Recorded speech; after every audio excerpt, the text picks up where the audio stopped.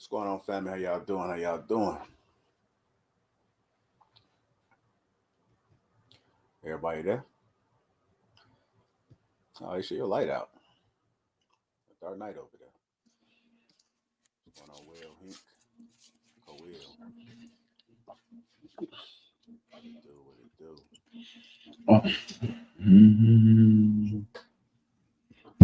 Much better. Don't put him in here. He gets stuck too many times. Guys, man, happy Sunday to all. What's going on, AP? What's going on? No News Podcast. Gino, Christopher Matthews, Dale Matthew. I got you guys come in, hit that like button. Also, make sure you subscribe to the channel. And if you're catching us on the replay, make sure you guys do the same as well. How y'all doing on this Sunday? Day above ground is a good day. Oh, that's always say that, man. You ain't never lied. There's somebody who didn't wake up this morning. This is true. So we bless. Let's make the best of it. You know what I'm saying? Always, man. That's the way to go. People complain too much. They always whine, and they forget the one thing is that you don't have to be here to experience it, and that you are here to experience it. So that's one thing. Somebody woke up, well, didn't wake up, and they weren't afforded the opportunity like us to have the opportunity to be able to complain some more and more and more and more. We don't like people that complain. You don't like people that are victims. I like if you complain. If you got a solution, a viable solution to follow the complaint, complain away. I want to hear what the issue is, and then I want to hear what the solution is. Mm-hmm. Anyhow, let's go ahead and get this show started, man. So we're going to talk about Elon Musk and DOGE targets child support databases. And could this be fraud? Would fraud be exposed throughout this breakdown? I know a lot of people, a lot of men are on child support. There are some women that, but it's not like the men are. And there's always been these constant complaints about how unfair the system is. The system meaning marriage and also child support, divorce, all that good stuff. So the system seems to be against a lot of folks. They don't like it. Some people don't understand why they're paying taxes for a lot of BS, but we're going to talk about this Elon Musk DOGE targets child support. I'm going to go ahead and run this first clip, and then we'll go ahead and get to it. Been a point in time where we have hoped that there will be change in child support and child custody laws in our country. Now is the time, and it is thanks to DOGE. According to this article released today, DOGE is going after the child support data and the income data associated with it and looking into Title D4. Donald Trump and Elon Musk are on the child support racket that's going on in this country, and they're investigating it. And we're going to probably see some changes coming in the very near future. This is exciting, exciting news. I mean, honestly, it might be the best news that I have heard in a long time. And Mark Ledwig, that has been a long-time lobbyist and advocate in the father's rights space, is running a Facebook Live where he's going to talk about his meeting with DOGE, what went on, what was discussed, and what maybe the path is forward. But DOGE is looking into the child support income data as we speak.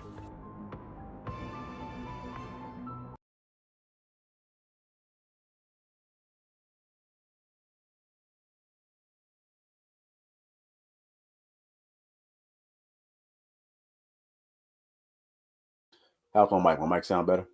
Is it louder? Okay. All right, let me know how it is, Viz. I hear JR just fine. Okay, so I might seem to be good. Let's go ahead and get into that first video, man. It said DOGE targets child support databases. I'll go ahead and start with you, True Table. What did you think about that? I think they're doing God's work, man. Child support is a racket. It's been proven to be a racket. It generates, quite a bit of money. I don't know if anybody is familiar with it, but the judges that even issue and handle these particular cases are not really judges; they're commissioners. It's a racket. I know a lot of people who are ill-informed believe that child support is to, support the children and so on and so forth. But most of our systems in this country are to extract resources from men, especially when they're in a position to be vulnerable. That's my 2 cents on it. All right, go ahead, Will. It's like you might have disagreed with True Table there. No, I don't disagree at all. I was surprised that he said that.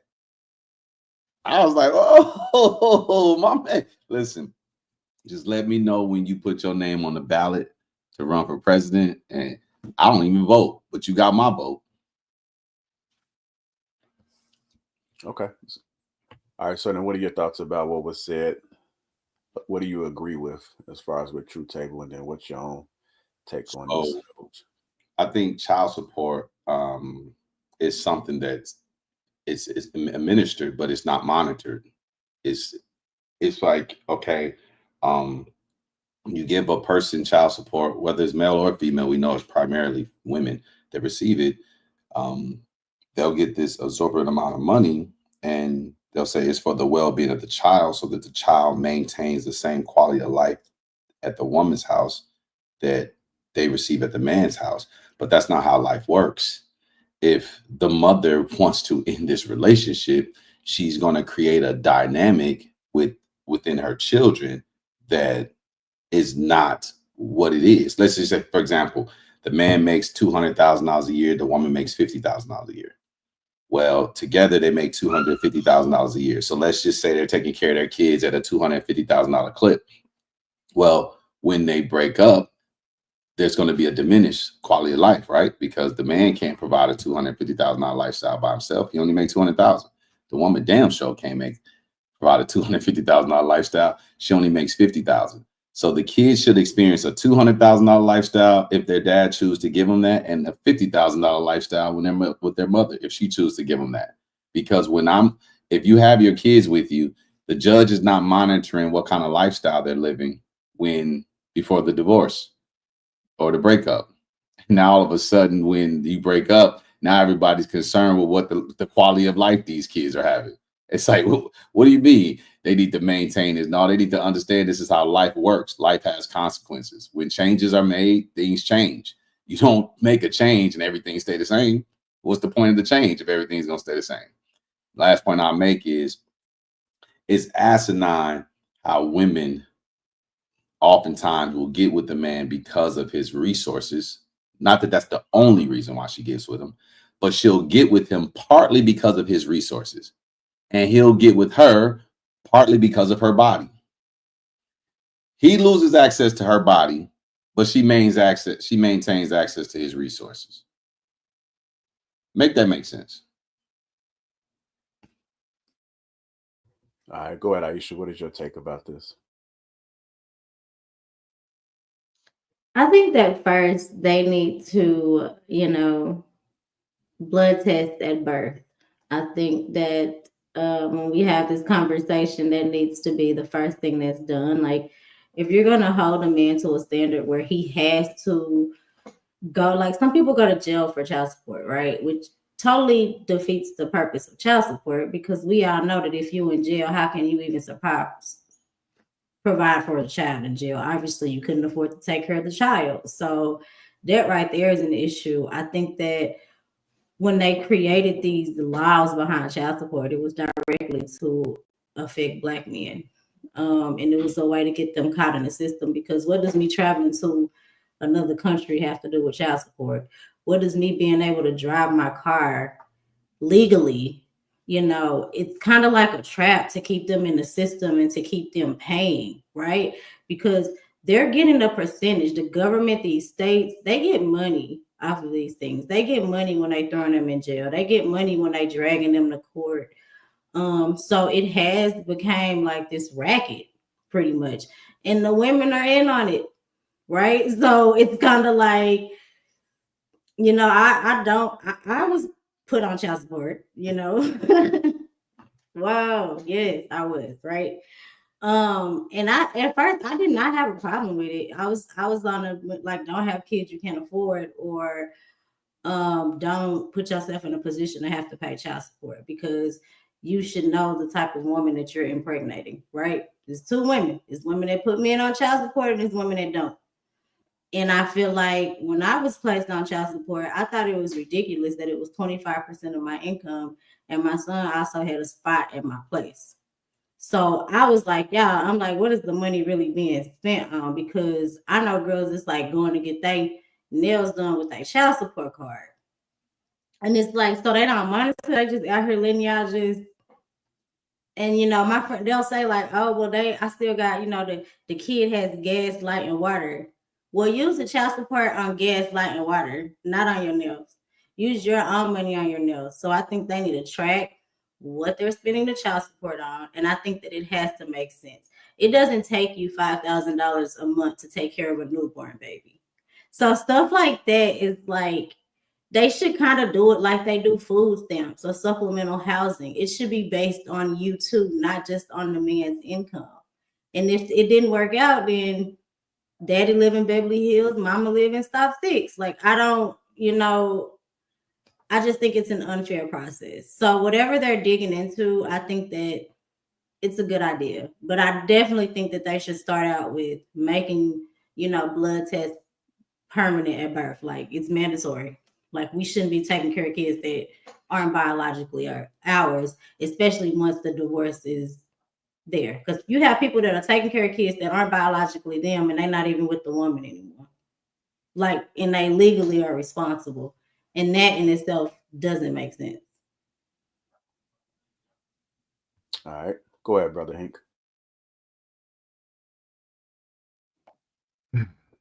So my thing about this is we all know why child support was established for parents who wasn't doing right. Right. So that's what it was established for parents who wasn't always doing right about the child and providing for the child. I don't have no problem with the concept, not at all.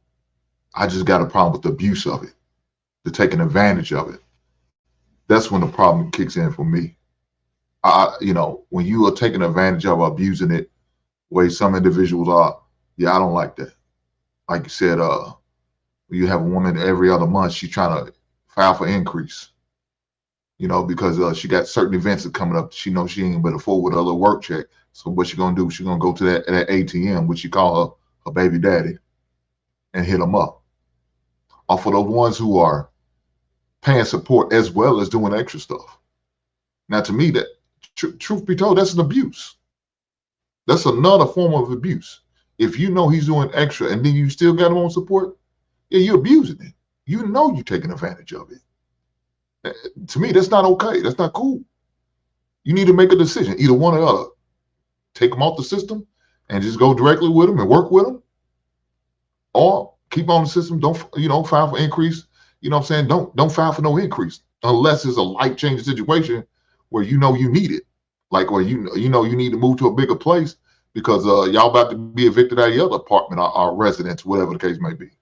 But if you just doing it just on GP, just because you mad because he done moved on, found him a new, beautiful, more sexy, voluptuous type woman than what your ass was, and now you want to just go in there and just file an increase just to be an asshole, yeah, that shit ain't right. So it's to that point now that they have to do what they have to do now, to the point of, the president has to step in and handle this situation. That's crazy, but it is what it is. I'll leave it there. All right, go ahead, Koya.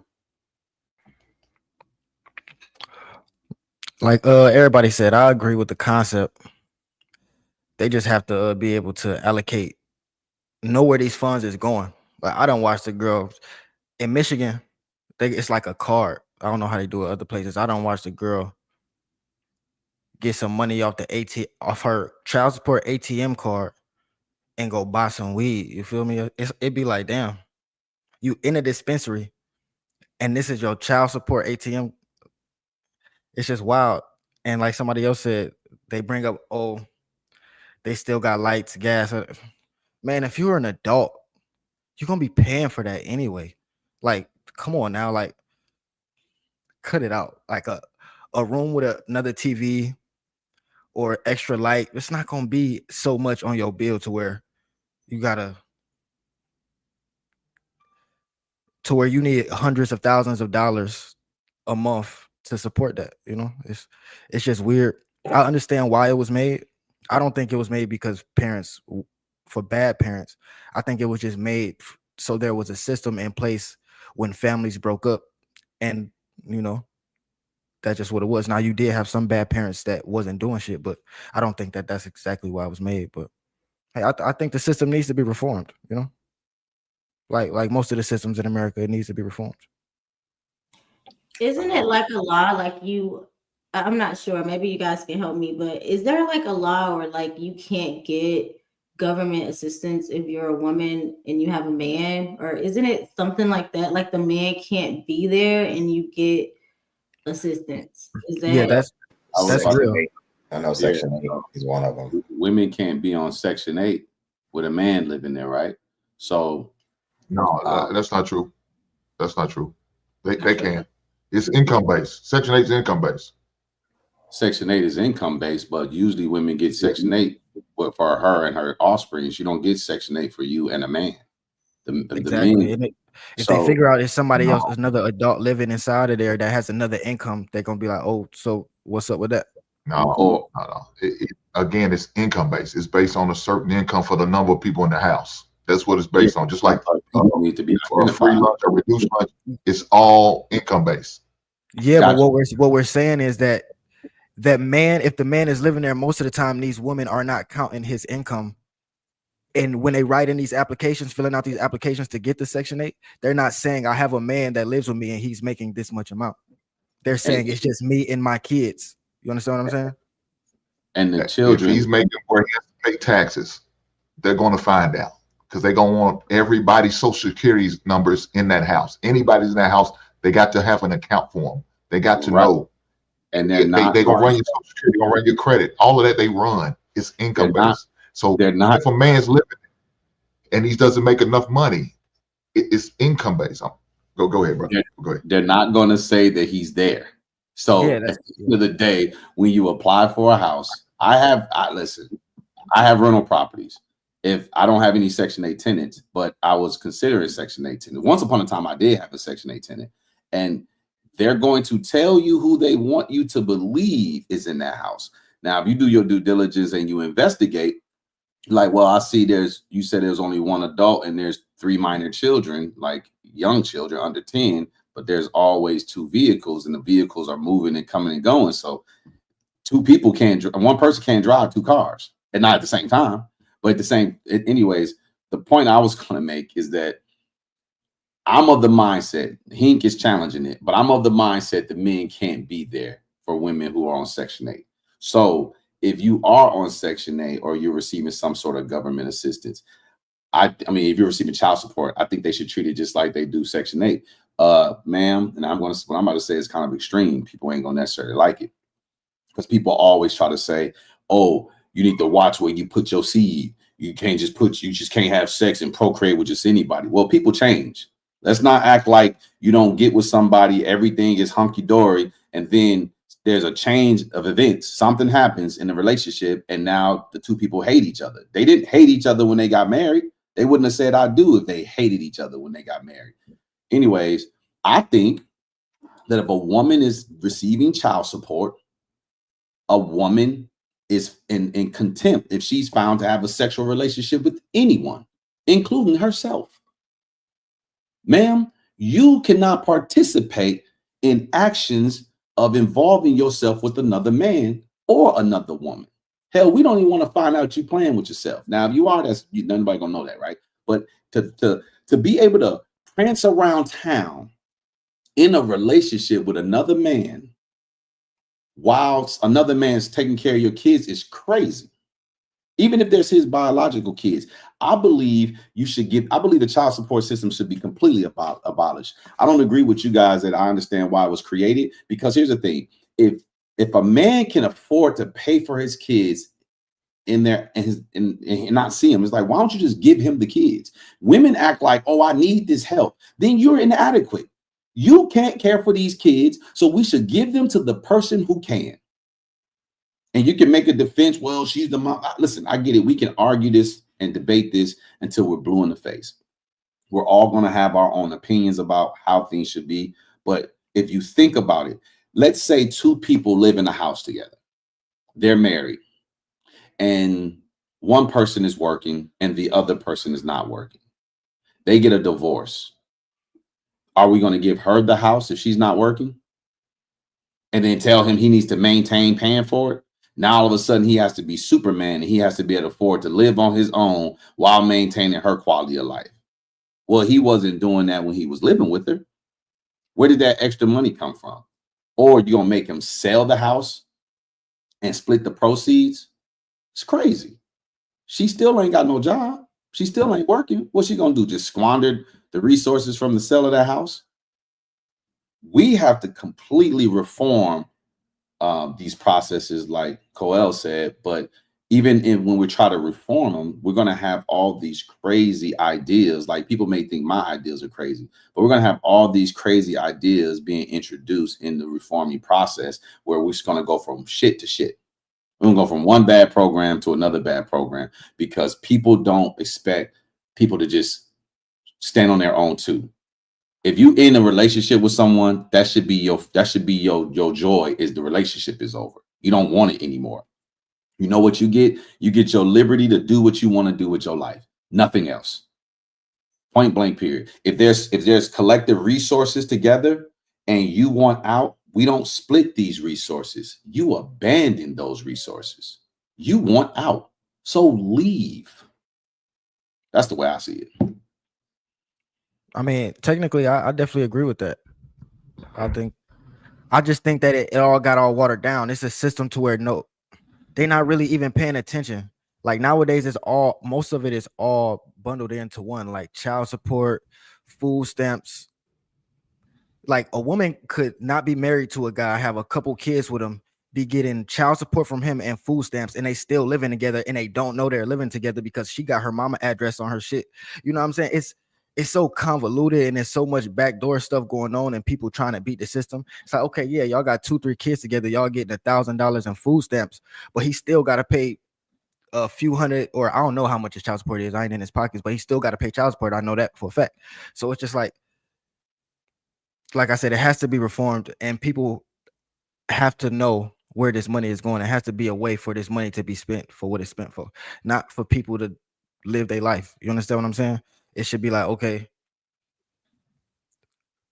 there's certain accounts. If you're on Section 8 or you on food stamps, or guys on child support, it should be set to go to like her utility bills or something. When he pay child support, it should go to her address, her utility account, something like that. Not money in a pocket, because these chicks be getting their nails done, buying weed. I'm talking, this ain't something that somebody told me. This is something that I saw with my own eyes. I'll say it again. Shorty, child support ATM card, ATM dispensary, buying weed. It's crazy. But I'll leave it there. All right, go ahead, Sweeney. I know you was in the comments at first. So what are your thoughts thus far in the conversation? Real quick, no, there is no law that prevents a woman from having a man stay with her to receive Section 8. As Hank said, it's always been income based, and the reason why women used to hide the man in the house was because he had an income. So she would get the Section 8 by saying she does not have a job, and then she would bring him in, and he would still have a job. So not only would they get the Section 8, but they would also get the have his job to be able to pay for other stuff. So no, there's no law that prevents a man from being able to live in the house. If they married or whatever, Section 8 is just going to count all the income in the house, and either you are above or you're below that limit. It doesn't matter whether you're married or not. Hell, you can, if your kids are grown and they in the house with you, they're going to say, hey, look, do these people have a job? No? Okay, well then this is what you qualify for, yada, yada, yada. I do have this question. Will, are you suggesting that because a woman receives child support, that she cannot have another man? Yes. I low-key agree with that.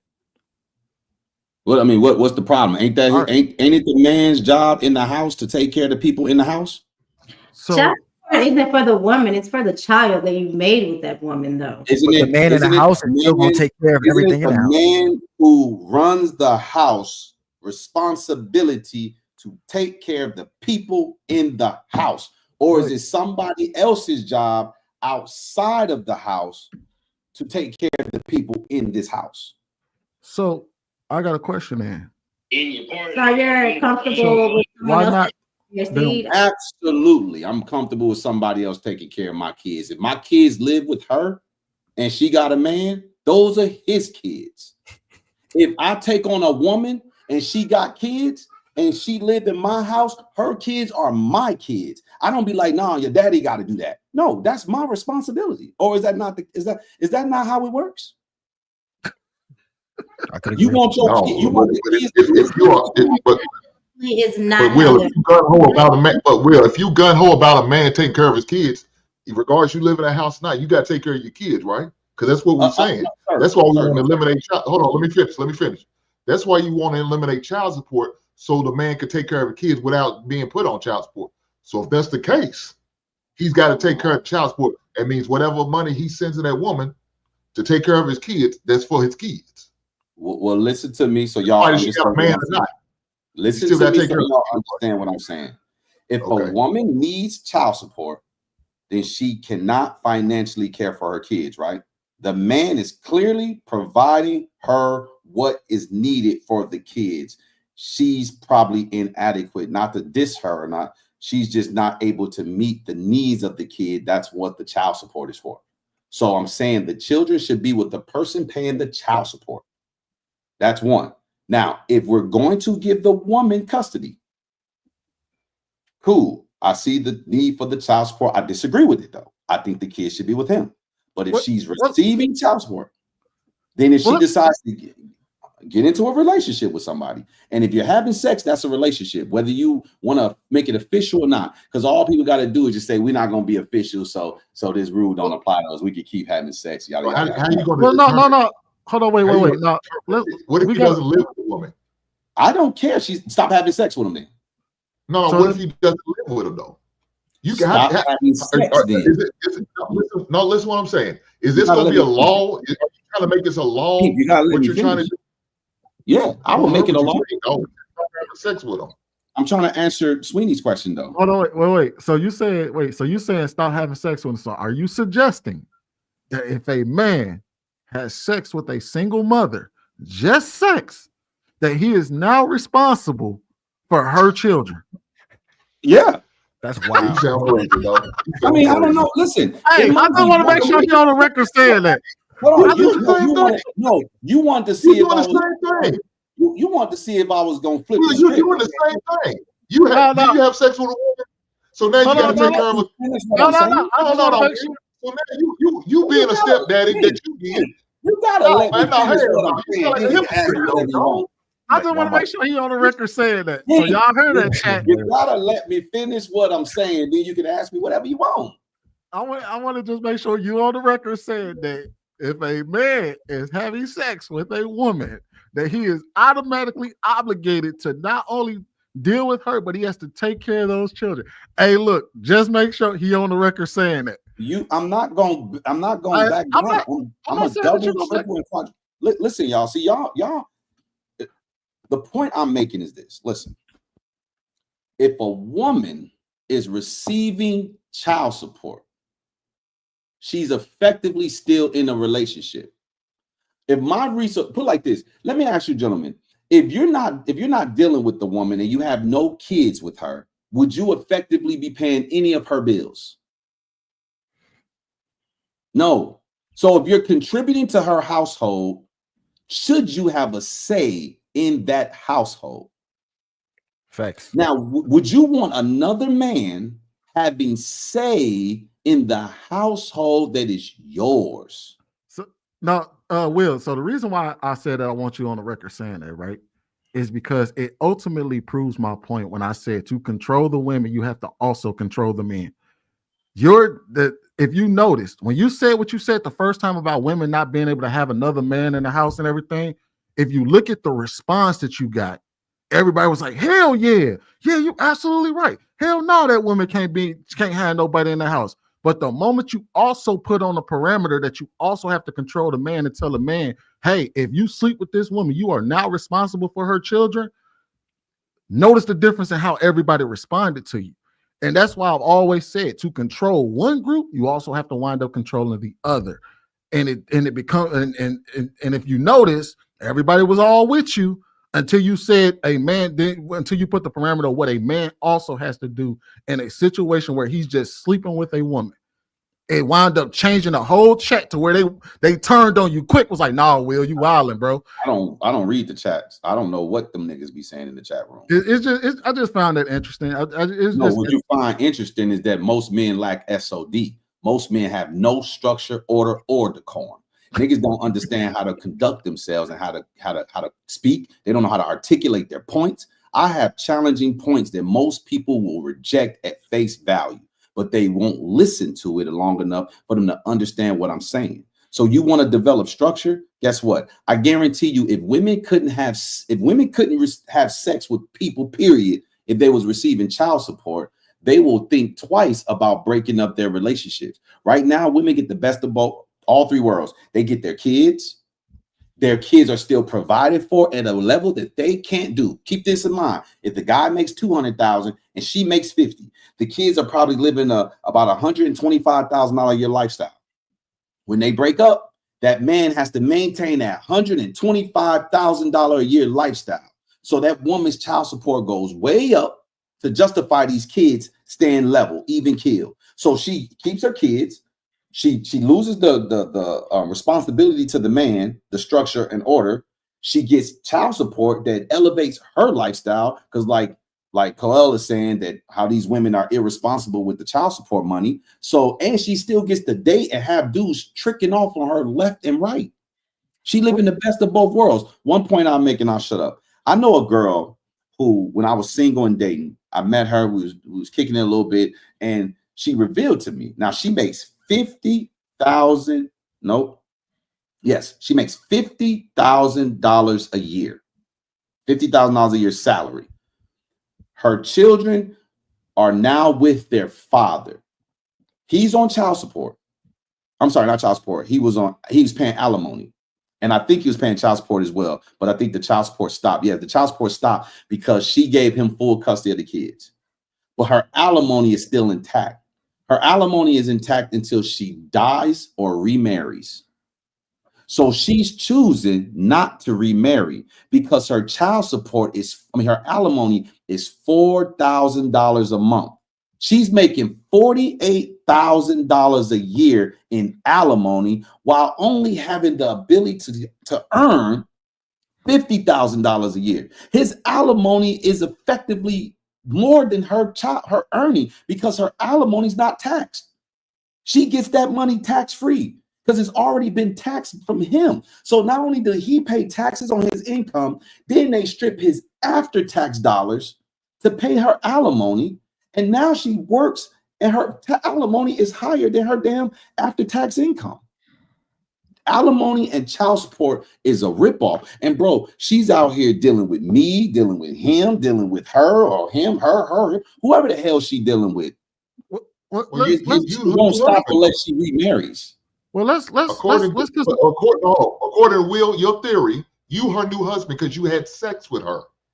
Who said I had sex with her? Whoa. I never said I had sex. You said you was dealing with her.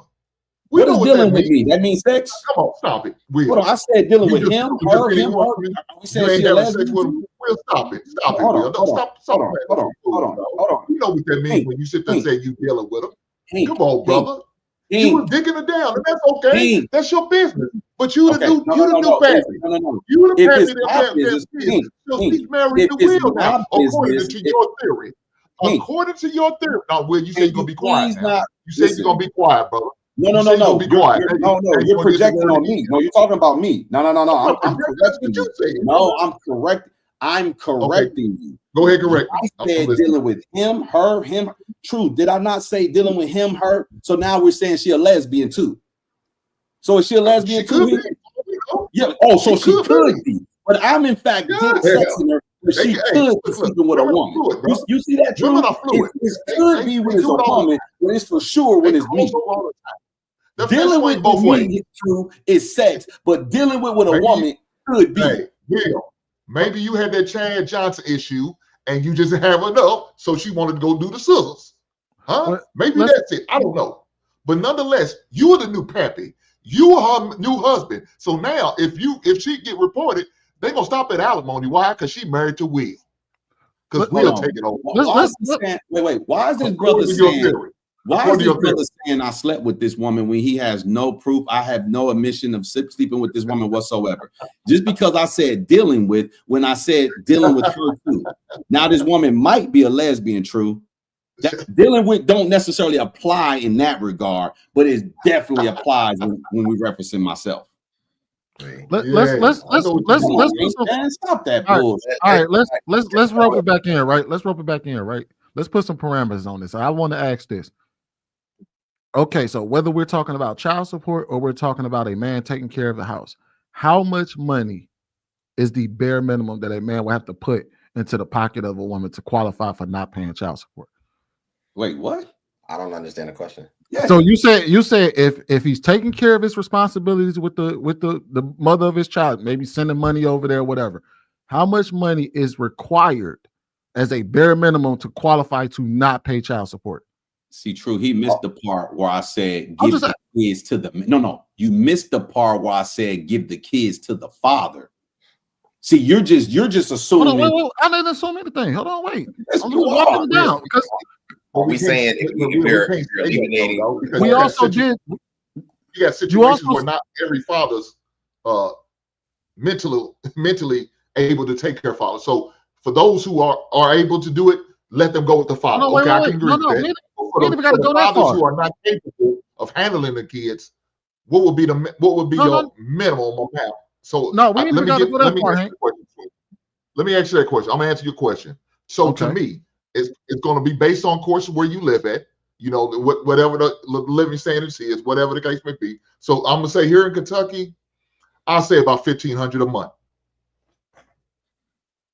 I think that it shouldn't even be honestly a situation where there needs to be any money exchange. If you got two adults, assuming that both are mentally stable, assuming that both have adequate ability to take care of their children, they should be adult enough to be able to figure out how to facilitate co-parenting. The reason that it's an issue is because the system now diverts authority. It only diverts authority, though, removing it from the man, giving it to the woman, and then incentivizing the woman. And then to take it a step further, you know, it's so wicked because it double dips. When you apply for a loan and you pay child support, you have to actually notate that you have paid child support or alimony. And then on the reverse side, the woman actually gets to report that income. So it actually benefits her to have alimony or child support, increases her financial, span. And he gets no ability to tax. He gets no ability to collect, on the tax years and whatnot. So I think, to answer Sweeney's question, I think that two adults should be able to have child support. Should be honestly a last resort, if a resort at all, because it doesn't really service the issue. If you need your children taken care of and you got parents that are both capable to do so to their degree, I don't think it should be based on where they live or what kind of cars or any of that. Sports and stuff come up. Hey, I need an extra $200 this month. Junior gonna go play B League, C League, whatever it may be. Well, I think the thing is that because he made the qualification, because he did argue the qualification of if you're taking care of your child, you shouldn't have to pay child support, which is okay. I'm willing to bet. So my question would be then at that point, how much would be enough for you to qualify to not have to pay child support? It's just how. If you're taking care of a kid, you don't need to pay child support. No, that's what I'm saying. How much would you have to contribute to taking care of your kid? What bills you would pay? What money you would allocate? He's still asking for child support. He's just saying that there has to be a predetermined number that you have to meet minimum. So here's how you figure that out, Sweeney. Now you want to do all this discovery. This is how you figure that out. Without the penalties of child support. I said without the penalties. Well, the penalties will come back into play because once you determine a minimum that you have to pay, if you don't pay it, the penalties will be reassessed. So here's the thing. He's still making an argument for child support. He's just trying to call it should be. There should be some trying to call it something else. I'm gonna give you my argument after you explain, after you tell me. I'm gonna actually give you my argument. I don't know if any of y'all have ever gone through a child support custody battle. I mean, custody battle that involves child support. If you haven't, then you wouldn't know some of this stuff. But it gets very, very, very intrusive into a person's life. They look into medical records. They look at bank statements. They look at IRAs, 401ks. They look at any stocks, bonds, real estate, cars, any money you got, cell phone records, emails, potentially if it gets that detailed. But they look at everything. They don't look at it for the last 6 months or a year. They look at it for a 3-year period. So they go into your life. They really break down your life. So if they're gonna be that intrusive, what they need to figure out is, on average for the last 3 years, how much money was needed for y'all to care for these kids. Once you determine how much was actually needed, because you could realistically have a man, in my example again, that made $200,000 a year and the woman makes 50, household income of $250,000. But over the last 3 years, we figured out that you guys were spending about $850 a month for all 3 of your kids. Because it don't matter how much money you make. That don't mean you spending it all on your kids. So now when they realize that your kids was able to be cared for on $850 a month, guess what? Whoever gets awarded the kids get $850 a month. You don't get money based on your income, because this foolish shit in Georgia, like 25%, they do 17 to 24% of your income in Georgia, your gross income. You tell me the parent that's spending 24% of their gross income on their kids. None. Not a one. Taxes is taking 25% of your income at least. You're telling me you gave me your kids another 24%, and so you living on half of what you make? Your kids is living on a quarter of what you make? Get real. Never has happened on planet Earth. Well, they So let me also respond on this. I now, like you said, he in Georgia, so his is different. So I went through what you're talking about: child support and a divorce and custody and all that. We had to go through that. And child support, they never went through in Kentucky. Went through all that with me, because when I pay child support for my daughter, they only asked my income, asked me if I had medical insurance and all of that. Now they also calculate that in there too. If who's gonna have the insurance, that's calculated. So it can go down a percentage, as Will says, 25. It go down to 20% if you say you carry the insurance and doing all of that. But only time they got intrusive like that when I went through the divorce, when we had established child support as well as divorce and all that settled down. Yeah, all of that. But he just said, yeah, it's true. They want to know everything and all things. Man, I mean, if they do that in Georgia just on child support, that's crazy. But good luck with that shit. Well, the reality is hold on, wait, let me go ahead, Will. Let me do this math real quick. Go ahead. All right, so 4,300 times 0.25. Well, while he's doing that math, all right. Are you good, Sweeney? Yeah, I got it. All right. So the reality of it is, the reason why they had to go off the income, because if they went off of how much it actually costs to raise a child from 1 to 18, which they actually got the data for this. They know how they say on average you're looking at anywhere from $285,000 to about $310,000 over 18 years. You divide that by 18, then you divide that by 12, you would get an average of about what Hank said, which is about $1,400 to $1,500 a month. Most men would be screwed if they went off the average of how much it actually takes to take care of a child. So to Will's point, he's right. A lot of people don't spend that amount, but that's why they go off of your income, is because for the most part, they have to have a barometer. Now, granted, if he said, to his credit, he said if they're going to be that intrusive on your child, on your life, to determine fully what you would pay for a child, I think the numbers will be a whole lot higher than $850 for a child. I guarantee you it would be. I don't think we take into account a lot of expenses that our kids cost us. I don't think you're taking into account. Parents get to decide what they spend money on when their kids live in their home. And now that the kid is not in the home, now you're trying to use an algorithm to determine my kid's needs. My kid didn't need this when they lived with me. Now all of a sudden they need it. What do you mean? Help me understand. Help me understand. Give me an example. Listen to, you have any kids, Sweeney? Yes. Tell me the outside. Do they live with you? Yes. Tell me the outside influence that dictates what you spend on your kid. Not to say what school may cost or what it matters. Tell me who is telling you you have to spend this much money per month on your kids, or you're inadequate. Well, first you have to ask, what do the child support consider? No, When no, no. they're I'm asking hold on, you. wait, Right now about you. I'm going to answer your question. First, you have to consider taking into account what child support considers. Child support considers your income, her income, child care, and time spent, and then what else do they consider? Health care.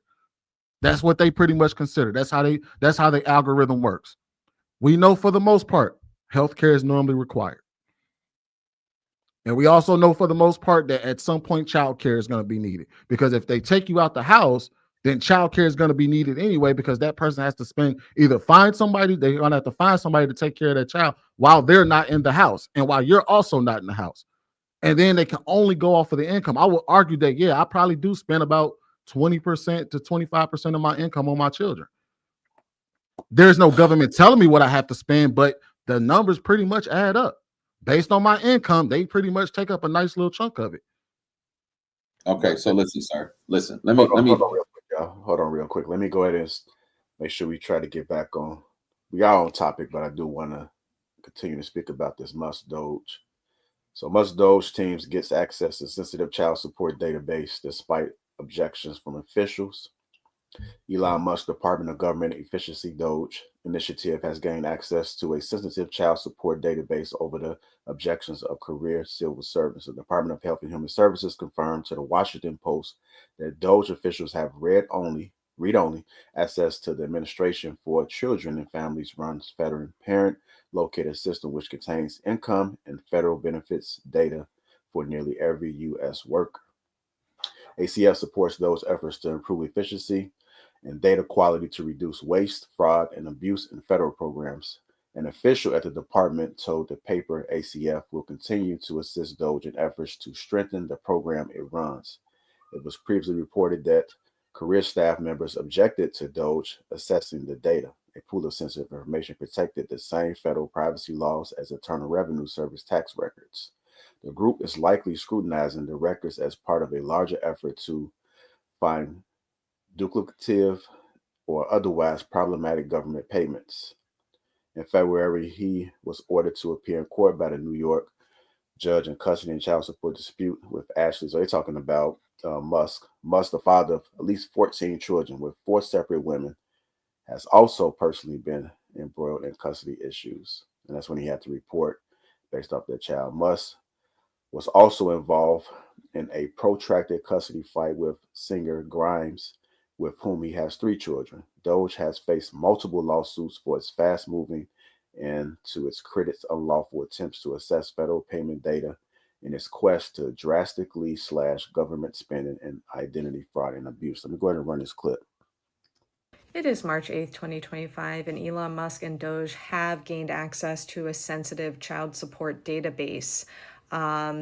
Career officials tried to stop it, but were unsuccessful. But the Department of Health and Human Services did say they only had read access to the Administration for Children and Families run federal parent locator system, which contains sensitive information such as income and federal benefits for nearly every U.S. worker. Musk himself is a father of at least 14 children with at least 4 women, and has been embroiled in his own child support and custody cases. It was reported that he forced his child support and custody case to be heard in Texas, for instance, with Grimes, because Texas has a state mandated maximum child support amount. So it is reported that Texas has a maximum allowable amount of $1,840 for one child, $2,300 for 2 children, $2,760 for 3 children, and so on. So clearly he's not paying very much to Grimes for the, I think, 3 children that they have together. But who knows what DOGE wants with this system. I guess it does have a ton of information in it. But, you know, conflicts of interest all over the place for sure. All right, we can go ahead and continue the conversation. Go ahead, Will. Sweeney, I don't care if you spend 80% of your income on your kids. You can spend whatever you choose to spend on your kids. My question to you is is there an outside influence telling you what you have to spend on your children? No, why would there be? Exactly. So there should never be, because there's true. no. That's not Okay. true. Okay. So you telling me that there should ever be an outside entity dictating to a man and a woman how much money should be spent on their children? Yes, there should be. Okay. Give me the example. Given specific circumstances. Listen to what I'm asking you now. Make sure you understand my question. I understand your question. Give me the example where there's an outside entity telling a man and a woman what the minimum amount of money should be spent on their children. Give me that organization. Give me that example of when they should step in and say that. Child support. Okay, child support is an organization, government. When should they step in and say that? When two people, when the mother and the child, when the mother and the father cannot figure out or agree on a specific stipulation on how the money should be allocated, what money should be paid, and how they share child custody. That's when the government steps in all the time. That's why I said when you ask the question, when that's why you're not.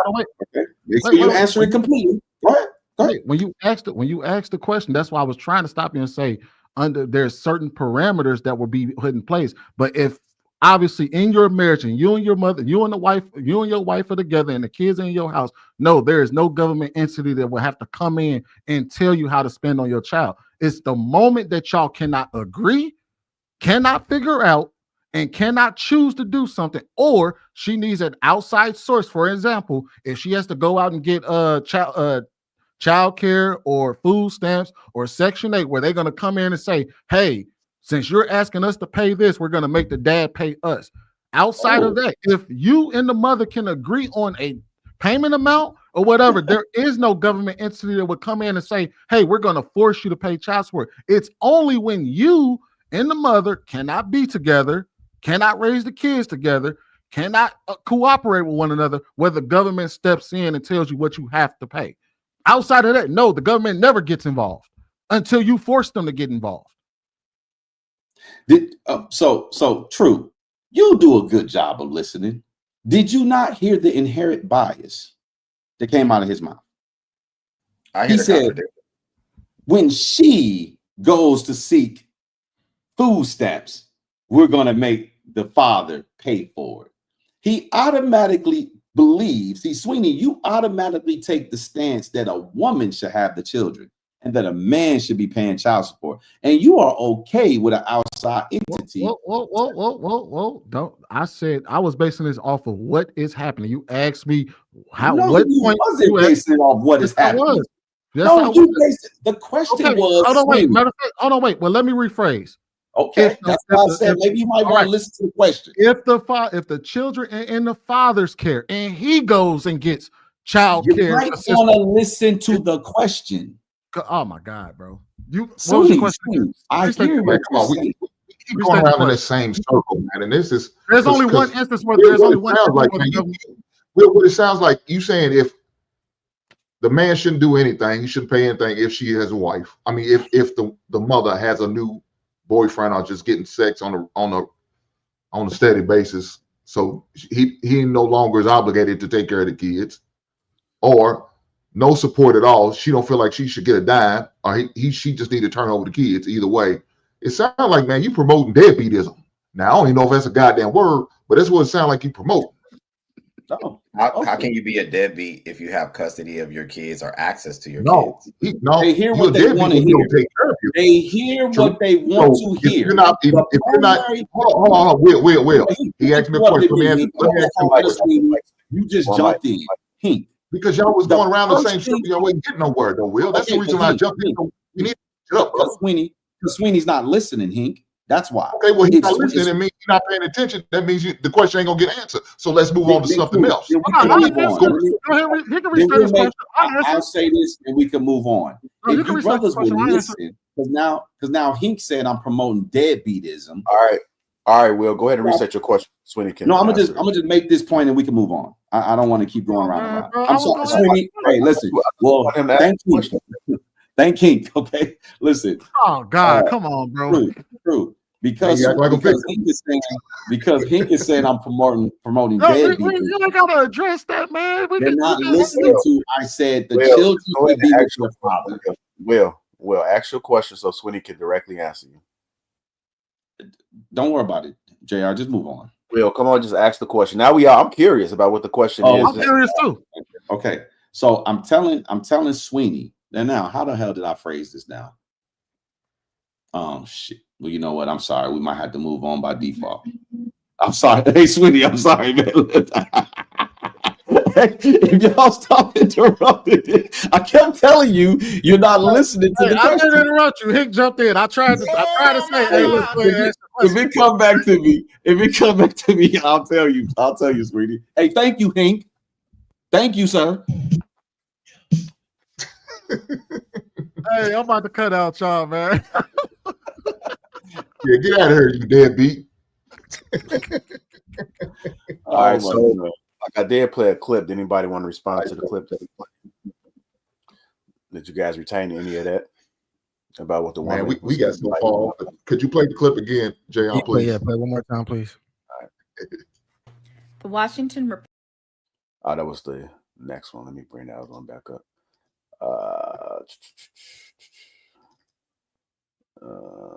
Wait 1 second. I'm gonna read these super chats too before I play that video, just so we can get back on topic.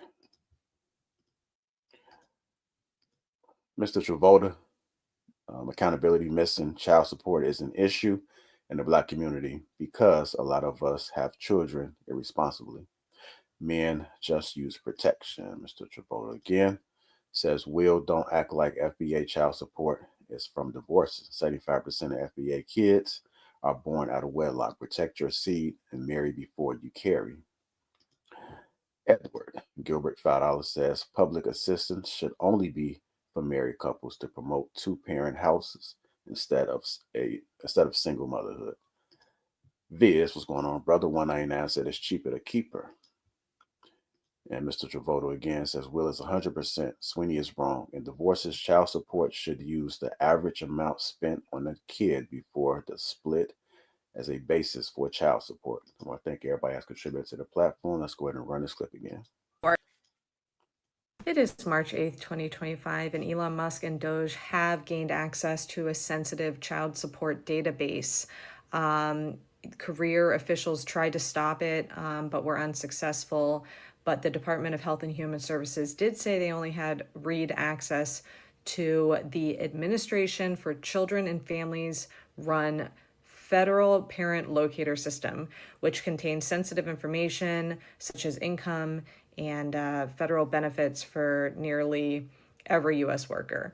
Musk himself is a father of at least 14 children with at least 4 women and has been embroiled in his own child support and custody cases. It was reported that he forced his child support and custody case to be heard in Texas, for instance, with Grimes, because Texas has a state mandated maximum child support amount.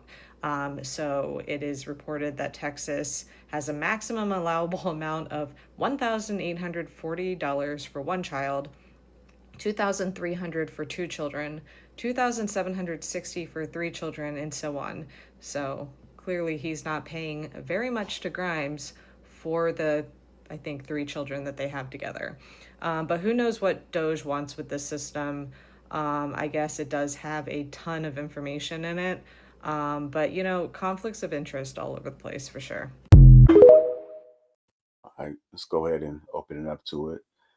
Like Texas, go ahead. Who was that? I think I may have heard something. Can y'all correct me? Because my daughter was talking to me, so I may have missed it. Did she say he's paying $2,700 a month? Oh, baby. Did he say he's paying $2,700 a month for 3 children? Like, is it total $2,700 or $2,700 per kid? It's total. Total. Okay, and I think that's adequate. I mean, people may think because he's a billionaire. Do y'all know the average mortgage in America is $2,700? So essentially, she can live in a house for free. Like, What are we talking about? What type of house must it be? Do they have to live in a 10-bedroom mansion? I mean, is that not sufficient? That's the issue with Well, with it. I think. Oh, go ahead. no, when I brought up what Sweeney asked that question before, talking about what's a suitable amount to pay. The reason I said $1,500 because that's the average amount it is for an apartment here in Kentucky. $1,500 a month for Kentucky. So that's why I use that amount. I don't think, like I said, you said what? I don't want to interrupt you. I'm sorry. Go ahead. No, that was it. I was saying $1,500 is the average amount for an apartment. A man should be responsible to pay for a woman, keep a roof over a woman's head because he has children with her? No, I said that $1,500 is to pay for the child support. We said without being on actual child support, what will be a suitable amount to give a woman to take care of the kids? Right. That was the question. And I base it off of, okay, the average apartment in the state of Kentucky is $1,500. Give $1,500. Right. Not saying that's what we're going to use it for, but I think that's a reasonable amount in order to take care of the kids. Now, of course, I'm talking about more than one, not just one. Now, if it's individual kid, it should be maybe $1,000. Two kids, $1,500. How much money do you think the average? Because y'all talking about averages. You talking about averages, so you have to deal with the average income. You cannot deal with the top tier income and then extrapolate that expectation of expense across all men. So the average income should be able to afford $1,500 a month. Think about that. If the average apartment in Kentucky is $1,500, you're telling this man he should be able to maintain his livelihood for the average apartment and her livelihood for the average apartment. And then where are you supposed to get this money from? Where are you supposed to create this lifestyle? No, well, his lifestyle is going to automatically have to change. Of course, now there's one of two things going to happen. Either you can get custody of your kids and the rabbit can have the gun, or she can keep their kids, and then you have to do what you got to do. Now, either adjust your lifestyle. How? But no, it's not about adjusting his lifestyle. Where does he get the money? Where does he get the money to be able to justifiably pay all of her bills, her rent, all of her rent? Where does the average man can't hold down? That's like saying the average man in America. Let's talk about black men for a second. That's like saying the average black man can hold down 2 apartments. He's like, yeah, I got an apartment on the north side and I got an apartment on the south side. I got it like that. So, Hank, if you think about what Will is saying, is that because the mother is in play, he shouldn't have to maintain the whole entire thing. And I think that what Sweeney was talking about, if you just cut half of that, because they're both still maintaining it. And that's a different story if she has full custody. And then, well, maybe still might not be different. Well, it's not. JR, they like to talk about full custody, right? Let's break down full custody. Now, listen. So let's stay on this point what JR was saying. Go ahead, JR. Yeah. So if what Will is saying is that because she's paying half, then he shouldn't have to come up with the whole 1,500 average. He should only have to come up with half of it. If I'm hearing Will correctly, is that what you're saying, right, Will? No, I'm not even saying that, JR. Think about this. When you got 2 people living together, they take his 100. Let's make their math the same. Let's say they both make $5,000 a month. It goes more. They both make $3,000 a month. Okay. He makes $3,000. She makes $3,000. Collectively, they make $6,000. Take taxes out so we don't have to worry about no funky math. If they break up, he takes his $3,000 a month. She takes her $3,000 a month. Now she has the responsibility of the kids. He can't effectively meet half of what it will cost to take care of the kids because half of what Hink is talking about, like with 1,500, if we was to drop it down to 750, that will still be too much. She's not spending $750 every month on these kids. That's not happening. What you have to do is figure out what is being actually spent on the kids and then break that into half, or maybe break it to 60-40 or maybe 70-30 to take into account the time that she has to invest in the kids, the bathing, the taking to school. She has responsibilities that we have to account for. But first we have to get the math part settled so we know what the bottom is. We know what the floor is. If we don't figure out what's actually being spent on these kids every month, you will never be able to get the math right. Well, you gotta provide housing for them, right? We know that's automatic. Sports and cheerleading. Well, What about they Any said extracurricular activity? they actually did the data on that, right? They said on the low end. Hold on, wait. I'm just saying this is the only thing we can go off for real. Popping in just got something to say and then popping the fuck out. Because he being selfish. Look, they did the data on this, right? They said low end, right? Low end. They said that the average family spends about anywhere from 76 to 138,000. No, my bad. That number is wrong. For example, families in the lower income tend to spend about 11,000 to 12,000 per child per year. That's not true. That's roughly about $500 a month per parent. Bro, so you're looking at about 1,000. You're telling me you don't spend about $1,000 a month on your kids? Stop trying to do the math that way. You said roughly $11,000 per kid per year. The average black man makes about $43,000 a year before taxes. You're telling me he's spending 50% of his gross salary on his kids? If you take into account he's everything, absolutely spending that money on his kids. Hold on, wait. This is Will. This is what they consider. This is what they count. This is what they count. This is what they count when they look at how much somebody spends on their family. Housing is the highest part of that bill. So they consider housing, food, child care and education, transportation, health care, miscellaneous, and then clothing. Housing being the highest. When you take into account how much they pay on their mortgage and then they divvy it up based on what the kid would consume in that household, yada, yada, yada, it comes out to roughly about $216,000 on the low end for one child from 0 to 18. And then on the high end, you're looking at about $310,000. It's terrible algorithm, sir. Wait. So if that's the case, that means if you take two parents, and let's say they only have one child together, then you would say, okay, if she leaves or you leave or whatever, y'all will split the cost of that kid. If y'all lower income, based on your income, you're looking at about $1,000 each. $500 each for that child. That's roughly, what is that? $500 a month. You're looking at what? $125 a week for child support. Sweeney, if you pay $500 a month, you're looking at what is that? 125, I think. It's 125, but you can't use that, Sweeney, as a parameter, and I'm gonna tell you why. Because we touched on this the last time Coel was on the live stream in regards to how they set rent. Our entire market is dictated on families producing income, to working class people. So the figures you're using are accurate, 300,000 or so roughly to raise a kid from 0 to 18. But that's under the context that they're two working people. This is a family. Our system is not set up for single parent households. So you can't take that figure and say, well, no, that's about right, because this is what it would cost to raise a kid.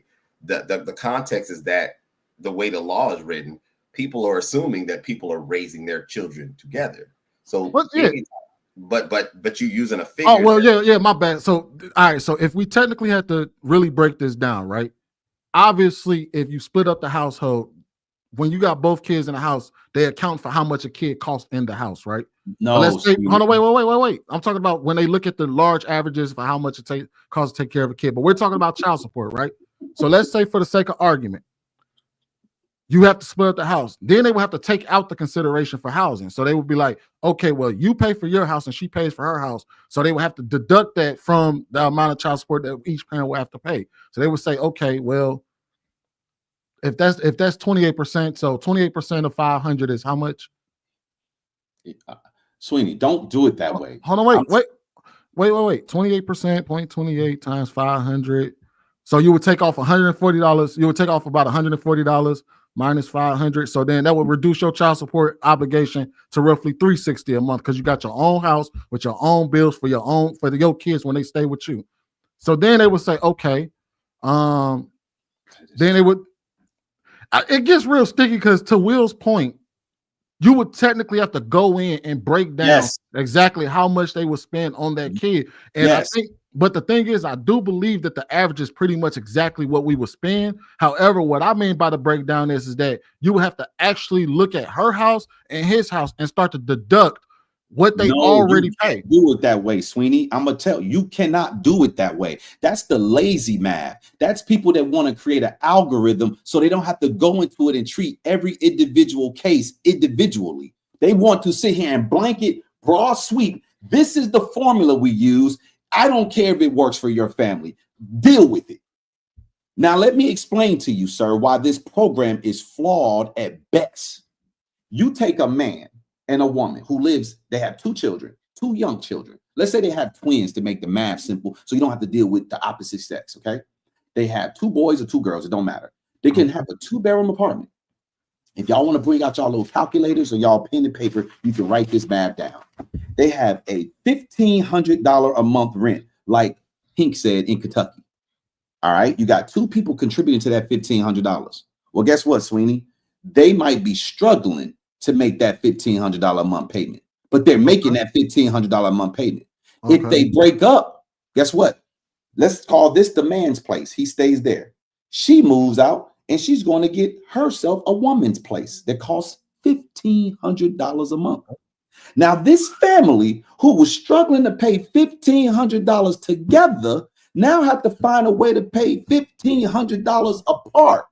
Okay. Not only do they have to figure out how to pay this $1,500 apart, you're saying he needs to contribute to her household, effectively giving her some reprieve. Her $1,500 is not $1,500 because they gonna split her $1,500. So her $1,500 becomes $750. His $1,500 becomes $2,250. Help me understand how he's supposed to now have $2,200 a month in expenses when he was struggling to collectively 2 people meet his $1,500 a month obligation. Now she was struggling to make her $1,500 a month obligation. You know what's going to happen, Sweeney?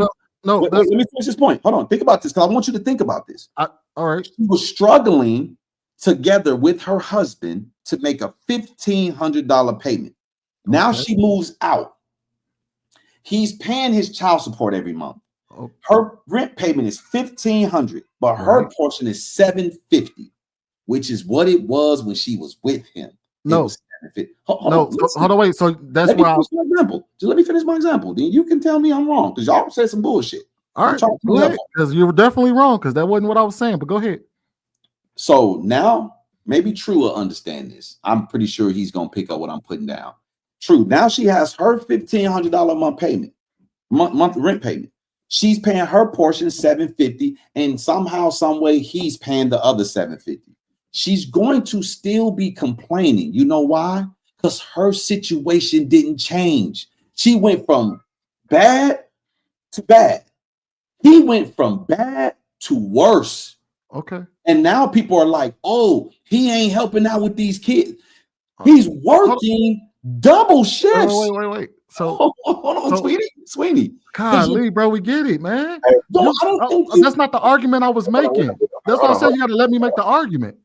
Hold on. Just so y'all know, let's try to speed up our points because I think that people become impatient and they're ready to jump in. So we keep it down to like 150 and get straight direct to it. It'd be easier for the conversation to keep bouncing, and that way people won't be cutting you off. But go ahead, Sweeney. Yeah, so that wasn't the argument that I was making. That's where I was agreeing with where you said once you start to take into consideration what, like, you start to break down a person's life, because you're absolutely right. If he just played a straight up 750 because that was what his half would be, you're right. It would add 750 to her house to where her half would still only be 750. That's why I said that you have to take out the cost that he will have to pay for his house, because those kids will still have, hold on, wait. Because those kids will still have access to his house. He has rent just like she has rent. So because he pays rent, Now you can't do, now you don't have to add in the cost of housing because I already have a home for the children and she has a home for the children. So she's 100% responsible for the house that she lives in and he's 100% responsible for the house he lives in. So when you look at the average cost of how much it costs to take care of a child, once you start to break down what each parent already has, I already got a house, I already got clothes for him, I already buy shoes for him. That would automatically start to decrease how much he would even have to contribute to child support, because they would look and say, hey, Will, you got a home. I see you got a car. You got transportation for your kid. I see you got this for your children. And then they would say, hey, look, this is also what we will require of her. It would actually be a requirement of her to have those things as well, not just, hey, if she doesn't have it, you pay it. Otherwise, if she does not have it, then the kids will have to then go with you because she does not have it. Okay, that would be my argument. You're still not listening. Hold tight. Let me get Aisha in there because she haven't spoken in a while, and then we'll come right back. I don't think Aisha want to touch on this. But go ahead, Aisha. You did put child support. I'm scared. You know what I mean? I am a little scared, but the way I see it is, I agree with Sweeney, and I don't often agree with Sweeney. Now, do I? Okay. I think that you set a standard. And I don't think that standard should be based on the amount that either person makes a year. It literally should be based on a standard where this is the average cost of living. This is how much that it costs to maintain these kids. And if and when, because I don't even want to go back to really how this is the responsibility of the man, because the relationship should have worked. It's cheaper to keep them. You know what I mean? So for you to, you keep throwing it out there like, she divorced the man. She divorced the man. Women ain't out here just divorcing their husbands. Y'all do be leaving y'all families though, right? So when you decide that you wanted to one up her and leave your family, and then you think that you get a get out of free jail card because she's sleeping with another man, that's that man's responsibility of your child. That makes absolutely zero sense. That's like literally a deadbeat. Well, should I be okay? Should I be okay as a man that another man is sleeping around my kids? Let her finish, Will. You don't put that responsibility on another man to financially support your child because you weren't able to make it work with her mom. Okay. It's not that. So it ain't his job to protect them either if they're in danger. I'm sorry? It ain't his job to protect them either. If they outside playing and a loose dog is running outside, it ain't his job to make sure they safe. I would hope that if you seen anybody's child being attacked by a dog. That's not what I asked you. Is it his job to make sure they're safe? No. So now you got this man around my kids. It ain't his job to provide for them. It ain't his job to protect them, but he gets all my parental time.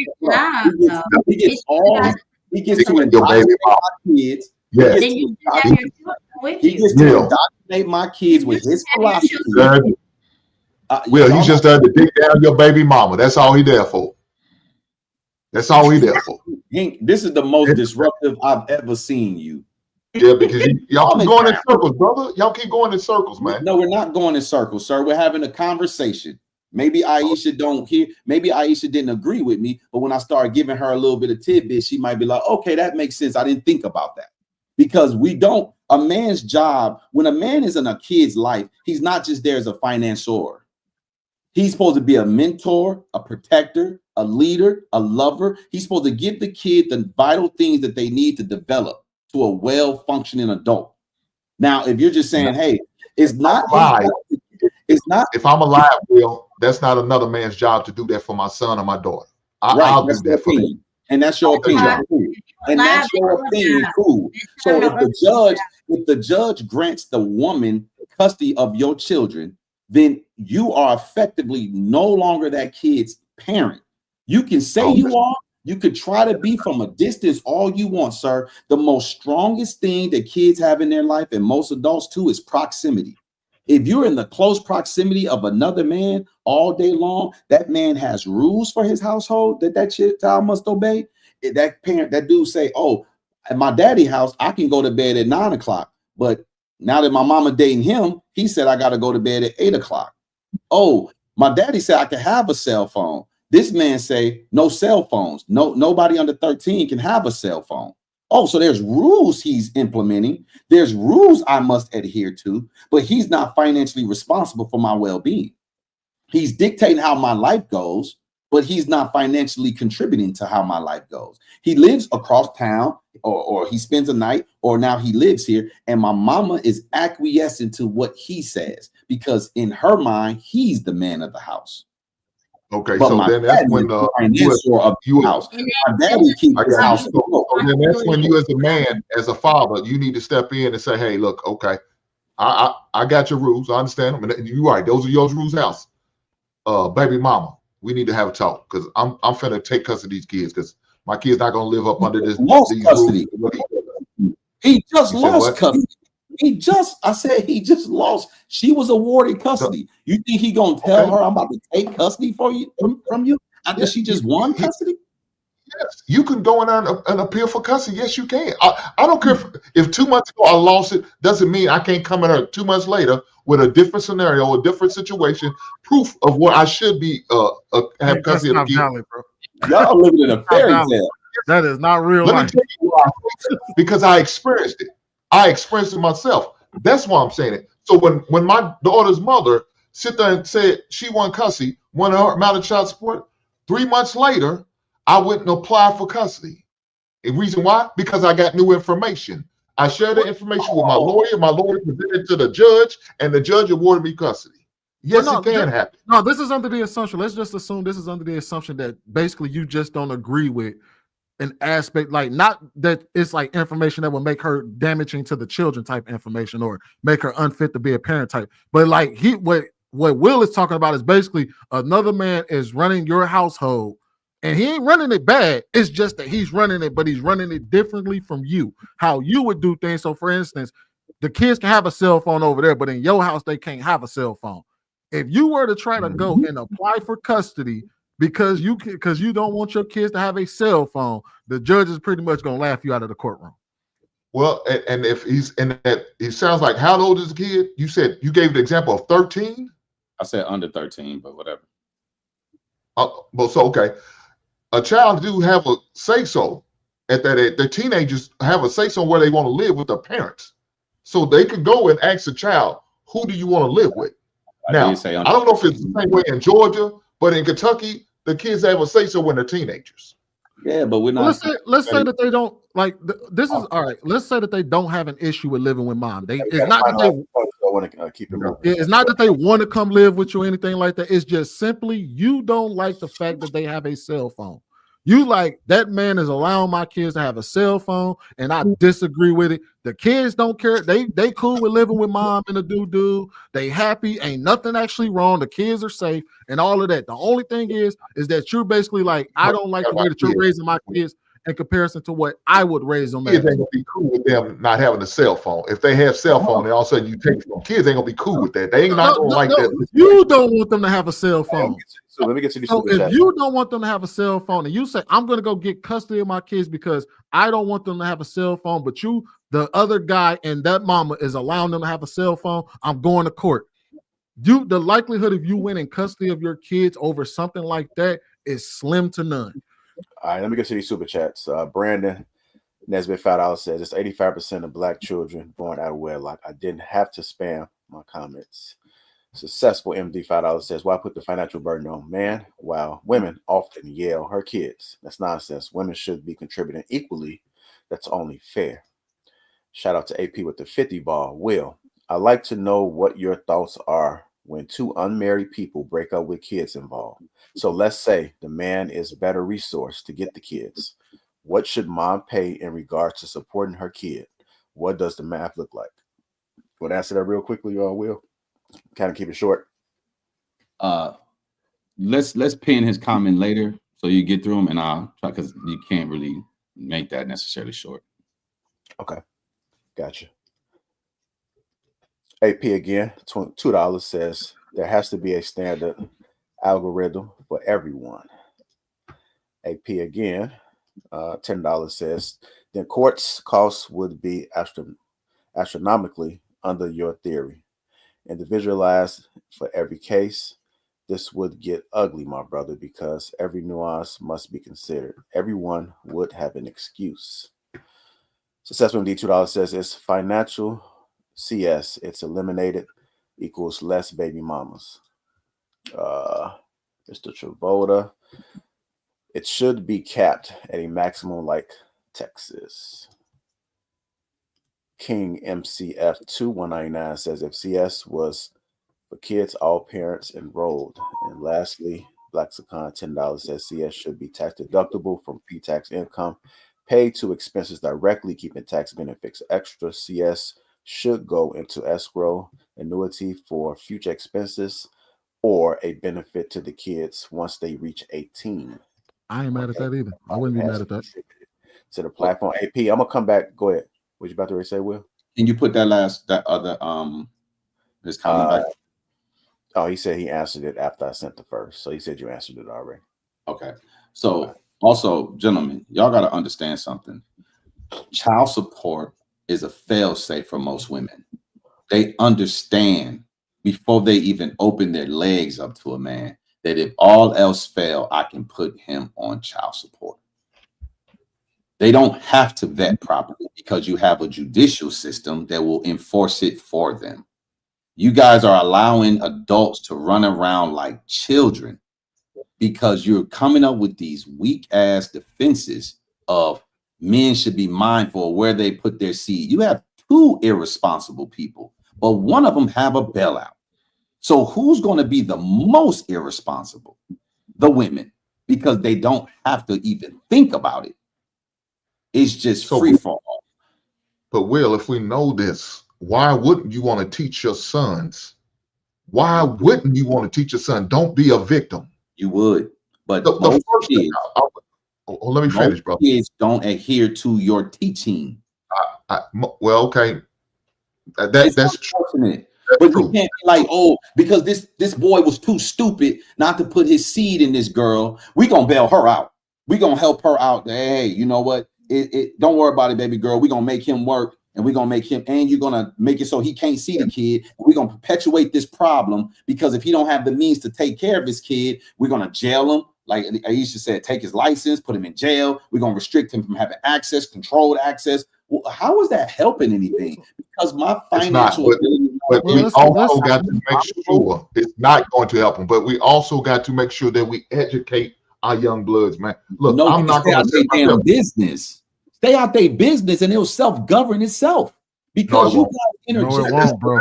That's the reason why they have to implement. No. Y'all don't know nothing about what y'all talking about. Y'all just assuming y'all know why they implemented this stuff. Aisha said they implemented it to do harm to the black man, but now y'all want to take some noble route, like, oh, they implemented it because men wasn't taking care of their kids. Do you know how easy it was to hold on? Do you know how easy it was to shame a man back then? You got that mic, brother. You've been holding it all day. Come on, brother. I mean, I'm the one teaching up here, sir, because I'm teaching. You just complaining. I'm trying to get you. I'm trying to let me educate some people who really won't listen. $1,500 a month child support. You didn't even. Hold on, y'all. Let me play this next clip and let's get Coil, True, and Aisha a little bit more involved in this convo. Here we go.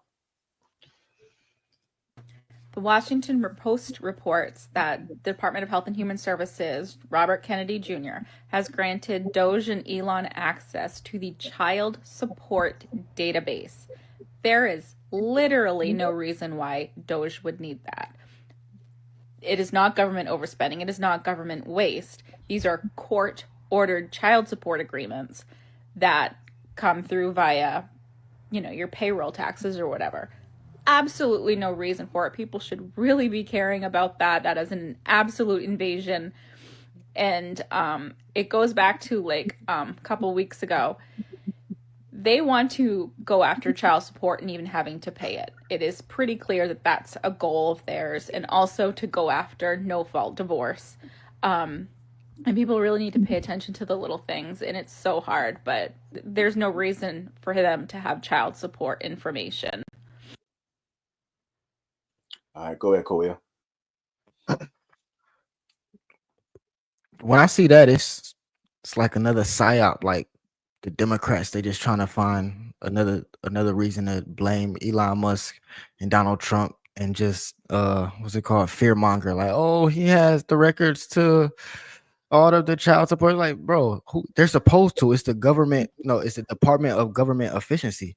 They're in charge of making things efficient in government. I mean, they're supposed to have this stuff. Like, who cares? It is what it is. It's like just another way to get people to be on a bandwagon to think that Trump and Elon Musk is trying to take over the human race. To be honest, I really think that's all it is. All right, let me go ahead and get Aisha in there. I agree. I think that this is like a fear-mongering tactic, and nobody really knows what this means because they have access to these records. I think that it's a good thing, though. Like I said before, I think that it deserves some investigation. So it's like I'm not mad at it. I feel like they keep doing these things where they want us to be mad. Like they wanted us to be mad about them knocking down a Black Lives Matter thing, right? They just keep doing things and they keep pointing it out like, oh, look, they went in to the veteran cemetery and they took down all of the Black People's Awards. Like, it's kind of like they want us to be mad at things that we aren't mad at anymore. Like, because most of that stuff is symbolic. So I'm not mad at any of that. I'm like, please research, dig deep, because they stealing money and they've been stealing money. And there's always this weird agenda that we don't know about because it's politics. But I think that it's a good thing. I think expose them. I'm not sure if you guys, I think someone said that they get interest off child support or something like that. And so when I was on, because in Texas, if you take someone off, you can't put them back on. So if you go and you take your baby mama off child support, you can like never go place them back on again for that child. Saying take your baby mama off child support don't even sound right. You should just say it the right way. Say take your baby daddy. Well, whatever. Because I was placed on child support. And when I seen that little 20% come out, I almost died. I almost died right there. But you don't know no other woman that's on child support, do you? No. Exactly. Well, let's not even say that. You got on Sweeney for making that assumption like that, man. That ain't right, man. No. Nigga, you made an assumption that I was sleeping with somebody. It was like I was living her best life out here in these streets. So that's why I know women be bitter. Women be bitter because my situation, it was bitter. He was like, she living her best life out here in these streets. She got this, and this. Boom, here you go then. You know, that was kind of, and I wasn't mad at it. I was mad at the amount because I was just like, ain't no way. He lives with me. I'd never spent this much money. You know what I mean? So it was kind of like, say that again, Aisha. Say that again. Hold on. Say that again for Sweeney and Hink. When he was living with you, you didn't spend how much? I didn't spend that much money. You did. Yeah, you did. Don't. Y'all see that bullshit? The thing is, with kids, sometimes it costs more than other times. So one week you might have something that come up and it may cost $1,500, but for the rest of the 51 weeks of the year, you know, it's pretty normal. So sometimes things come up, but it ain't. Yeah, your kids can't be in no activities because my look, it costs me every year of basketball. Go ahead. And she does voice and piano. We're talking about the average person. We can't talk about for the extracurriculars, like anything she does. Average kids, ladies and gentlemen, y'all can't interject y'all higher income earning selves and what you may have to pay for something and extrapolate that over the average person. The average family never has a $1,500 expense for their kids. Never, ever. But they spend $1,500. But you gotta it may not be one singular expense, but they definitely spend $1,500. Listen. I'm 42 years old. I have 4 daughters. I've never had a $1,500 expense for my children that wasn't elective. That means something I chose to involve them in they never had a necessity that cost me. I have a 6-month-old, I have a 2.5-year-old, I have a 14-year-old, and I have a 19-year-old. So I've run the whole spectrum over multiple kids. I've never had one expense that ever was over. There was even $1,000 that wasn't elective. All the other things that can be that expensive, you usually have insurance for that, and it's usually medical reasons. There's no. What you say? Are your kids grown? I have one adult child. just read off She's the not ages. grown. No, she's 19, but she's far from grown. All right, I can't necessarily ask you the question yet. Those kids don't have no special needs, right? So you got kids with There special we go. needs. Now we talk about kids with damn special needs. We're I not. thought we were talking about average families. Ladies and gentlemen, average families. You cannot. You ain't spend $1,500 on your kid per Everybody month. knows this, though. We know that we're not spending. You know, one in every four kids has $100 on our kids for their okay. 1 in 4 kids do have special needs. You realize that, right? There's a special need that 1 in 4 kids get. You name your 4 kids. One out of your 4 kids could have a special need. If 1 in 4 kids have a special needs, you're basically saying there's 1 in 4 families that can meet. You're listen. You're basically saying there's 1 in 4 families that can financially meet that special need. No, sir. I said it will be insurance based. It will be a medical thing, and medical is usually covered by insurance. You do not have average families who make $43,000 a year for the man and about 36 to 38 for the woman, having a $1,500 expense. Will, again, 1 in 4 kids have autism. But the state That's the medical stuff. 1 out of every 4 children are autistic. Okay, that's the average. Perfect. I'm glad you said that, since you want to harp on that. So let's just say the medical expense for autism. Okay, listen. It's an expense that you have to occur, right? Who? And you're going to have that expense monthly, right? Yes. Okay. And if it's $1,500, what average family could sustain $18,000 for 1 kid out of their salary? And that's just for their medical stuff. That don't count housing. That don't count food, toiletries, extracurricular activities, planning for their future, cell phones. That don't account travel expenses. All that is medical expenses for their 1 kid. And there's a household, let's say there's a household, he make 50 and she make 50. That kid will still destroy them financially if they had to come out of pocket. Doesn't fall up under medical, right? So not everything will your medical will account for. You do have those expenses. Family doesn't have that either. We're talking about averages. So somebody has to flip that bill. What? Somebody has to flip that bill. Well, somebody has to flip it. Okay, that will be an exception to the rule, and that family may get some. It's 1 in every 4. It's not the exception. I don't know. It's 1 in every child has autism. I know one person. I know one person in my life that has a child with autism. One. Let's go ahead and get True in there. Go ahead, True. That's nice. Congratulations. I think we have an opportunity to continue to educate from our collective perspectives. It's a great topic thus far. What I view, and this is why this conversation has always been somewhat touchy, is that sometimes we have disparities on what we believe should happen in these split households. Like, I can appreciate Hink's passion. I can appreciate Sweeney's and all of us collectively.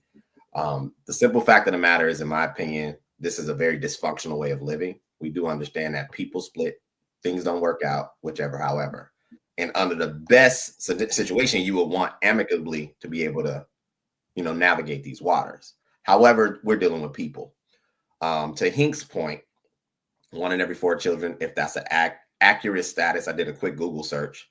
That particular disability that kid may have, the state embodies a structured payment where it's averaging $650 a month for that child. So even if that was the case, if you did have a disabled kid, the state's going to incentivize you for even that. And 1 out of 4 is only 25%. So 75% of children don't have this issue. I think Sweeney earlier has stated that they take into account your car, your house. Under child support bylaws, they do not actually take into account your car. They only take into account. They don't. Yeah, they don't. You can only be the way they structure it, your housing and your groceries. They really don't care if you have a car or a vehicle. You can't even add it to your expenses. But my perspective on it is a lot of this discipline or whatever it may be. We should arrive at a point to where men and women of adult age can figure out how to navigate their households correctly. 86% of people live paycheck to paycheck. 86% of people don't have $1,000 in their savings account. So this number where men or women or whoever is going to come up with an extra 1,000, 1,500, 2,000 each month is crazy. And I think that what it is if you see it, I'm watching it in real time. We are very emotional people when it comes to our kids. The system utilizes that. And that's why it continues to unfold. And I digress. Yeah, I was gonna tell you, True. My whole thing was a hypothetical scenario of how child support would be calculated under Will's proposal, where they break it all the way down and look into the family expenses. I already know, absolutely they don't consider none of that when you're actually paying child support. But under his system, they would literally have to start breaking it down. And they would start deducting based off of what you actually spend. So if you bought a house, if you require both parents to have a car, if you require both parents to have a house, then that will start to drop the amount of child support that is needed. And then they will say, okay, well, both y'all contribute to the child care, both y'all contribute to the medical, and then we'll keep it pushing. Y'all both got your own house, your own expenses. And essentially both parents will wind up paying into that child roughly about $250 to $350 a month. Let me get to these super chats, but before I do, drop that significantly. Now you're down to $250 per parent. No, I'm saying that's good. Your numbers was way higher. I started out high. Hold on, wait. I started out high, then I started deducting. Yeah, now you're getting closer to reality. No, but I already said that, bro. I started off with assuming that they don't consider any of that. And then once they start to consider all of that stuff, you will start to see the number come down to where both parents will wind up contributing roughly about, after you take into account how much each parent spend on housing, the food that they put in their own house, the car that they drive for their kids, the school that they put their kids in, them splitting the cost of childcare, them splitting the cost of healthcare. It would come down to roughly both parents will have to contribute about $200 per month to that kid. Let me make this point so JR can get to the super chat. JR, let me make this point real quick. Sweeney, I think y'all are so comfortable poached up high, looking down low that y'all don't hypothetical. I know. Listen to me. Just listen. Even in y'all hypotheticals, it shows how out of touch y'all are with the people y'all are speaking on. There's thousands, maybe even millions of dudes who can't even afford a place to live because of their child support. Y'all are so out of touch with these types of dudes that y'all just look at these numbers and statistics and y'all fail to realize they bring all these high income earners into those statistics. But when you're talking about average people, you have to rule all those people out. You can't talk about child support on average because it takes all people to account. You should only be focusing on child support amongst low income and work your averages from there. All right, let me go ahead and get going. Before we do, we are at, let me check now, 112 likes. We have 364 people watching. The math, not math. And can we at least get it up to 300 likes, man? If you haven't already, hit that like button. Also, make sure you subscribe to the channel. Go ahead and share the stream as well, because we still got some more valuable information I need to play. And this is a great dialogue. Mr. Javota says, no, Will, men are more responsible in this case. We know what women can put you on child support. So simply protect your seed. It's self-inflicted. Black Chain Demon $20 says, why are y'all letting Hink sit up here and make up statistics? 1 in 4 children does not have autism. He pulled that out of his ass. AP $5 says, Will, also the average non-custodial parent is not paying $1,500 a month in child support. The average child support payment in the U.S. is $430. AP Accountability Partner $5 says, you're trying to use Elon Musk's situation as a case study and basis for your argument. That's the max in Texas per child. RBNs through the Fire Podcast $5 says, why is housing factored in when you have to have a place, child or not? So we charging kids rent now. Blockchain Beeman $20 says, big shout out to Will for speaking objectively. That said, 1 in 36 children have autism. Y'all gotta fact check these dudes. I want to thank everybody that's contributed. Ekane says, hit the like button, $2. Appreciate that you can. Let's see where we are with the likes. We are currently at 146 likes. And again, we have 368 people watching. The math still not mathing. Can everybody hit the like button? That's all I'm asking. Just hit the like button one time for your boy. Let me respond to something. Let me make a statement real quick. Well, make sure it's like 1 minute. It's gonna be Pass the short. mic, bro. Come on, Hey, pass the mic. Always now say you see that's why my 1 minute gets longer. I was gonna do 1 minute. Now I gotta tell Hink to leave me the hell alone. Hink, leave me the hell alone. God dang, brother. Listen, You ready? Go ahead, make your statement. we keep talking about be mindful with your seed to stop sleeping around, right? Now, answer me this. What's the age range of these dudes who's out here recklessly having sex, making babies? Can y'all give me the age range of them? It ain't no age range. It just depends on the person, bro. No, we're not finding random dudes in their 30s, late 30s, just popping up with babies, or dudes in their 40s. These are young guys, typically 25 years old and younger. No, That's bro. what majority of these. Some be having. Yes. They be older dudes, bro. I'm not saying it don't happen. The majority of the time is young guys having these kids. Y'all sitting here acting like grown, mature men are out here just popping up with baby mamas at 38 and 40. Okay, I see your point. We keep talking about watch it. Y'all got to be mindful. No, these are young, dumb, young adults who are not wise, who are not responsible.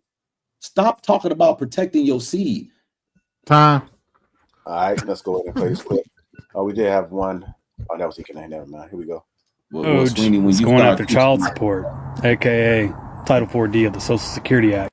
And I posted a 3-part series of Mark Ludwig's live feed that he did Sunday night on Facebook. So if you want to know what Title 4D of the Social Security Act is, go to my page, find all parts. You'll see a guy that's not me. It's Mark Ludwig. He's the founder of Americans for Equal Shared Parenting. And if you want more details on it, go follow him on Facebook. See some of his content. Watch some of his live feeds when he goes live. But overall, in all 3 parts of this, he basically explains almost everything. So if you want to get educated, even moms, get educated on this because it's extremely important. This is the reason why I do a lot of these videos and I explain that, well, child support isn't supposed to be what it is today. And he explains why he's only going after the Title 4D portion of child support and not the other parts just yet. He's our lobbyist that we've had for years. He goes to Washington, D.C. A lot of people in D.C. know who he is, including a whole lot of senators and House reps all across the country. Anyways, the information's out there. Love you. Kisses. Hey, are you guys familiar with Title 4D? No, I'm sure all of us are. Y'all ain't? Okay, Sweeney, you want to give your take, and then I'm going to play a clip. Oh no, you go ahead and play the clip. Basically, we all familiar with it, even if you don't know it's at the top of that paperwork. You know. Well, go ahead, JR. All right, I'm going to play because I did find a Facebook clip that he was talking about. Good afternoon, guys. Hey, getting a little later start than I thought. Lost that extra hour last night. Messed up my whole schedule today, but hopefully everybody's having a great day. Just a beautiful day here in St. Louis today. But wanted to go through some information, especially with the DOGE looking into Title 4D. We've got a lot of people spreading misinformation again, and I don't think it's intentional. I think it's just people that are unaware. So I thought now that there's so much attention being drawn to the program, it's extremely important that we educate the entire shared parenting community on exactly what is the Title 4D system, how does it work, what are the problems with it, what are the solutions, and to make sure and clarify certain information that tends to be misspread on a rampant basis. So I'm going to go through quite a bit. This is a program that's been around since 1975, and there's several people out there that are much better educated than me. It's just that I tend to have more of a following on social media, but I do want to give a lot of thanks and credit to people like Amali Olson, Ron Henry, George Piskor, Brian Ulrich, Phil Creed, Don Hubin, and I could go on and on and on. But we've got some great leaders nationally that really have some good information on this. So, but I did want to go through a little bit about it. The program did start in 1975, and if you take yourself back to 1975, that was sort of the end of the Beaver Cleaver days. And that was the day I remember when I was growing up. My dad was a chemical engineer. My mom was a stay-at-home mom. So if 12 years into the marriage they had gotten a divorce, it would be very hard in the short term for my mom to get back into the workforce when she's competing with kids coming out of high school and college that have more newer skills than she does. And as a result, there were a lot of, traditionally, and once again, this affects both men and women now, but I'm just saying, in 1975, it primarily affected women, that if the man wasn't paying child support, the woman was ending up on welfare. And after a while, the state started saying, wait a minute, we need to come up with a system that if someone is not paying child support, we're going to recoup those welfare benefits from the person who's intentionally not paying child support. Now, what that means is that was what we call a means-tested program. So the only people that were a part of the Title 40 system, the way it was designed to be set up, was people who, if they were not receiving child support, ended up on welfare. No middle-class cases should have ever been entered into that formula. It was all based on lower income because it was part of the Social Security Act. Now, I'll cover a disclaimer later on because people always say, oh, that's your Social Security tax dollars. Guys, no, it's not your Social Security tax dollars. It has nothing to do with the Social Security Fund. That's a totally different aspect than the Social Security Act. But anyway, since it was a part of the Act, oh, Vince, appreciate you, buddy. Oh, and I see Brian on here too. But since it was a part of the Social Security Act, it was a means-tested program. And the challenge is, just like with any government programs, they start out with great intent, and then they get into what we call mission creep, where they start expanding, and then you get employees trying to justify their job, and that's what ended up happening here. There was a major expansion that was done in there were two parts to the changes. The combination of which in 1996 and 1998 basically expanded and threw every child support order in the country into the Title 40 program.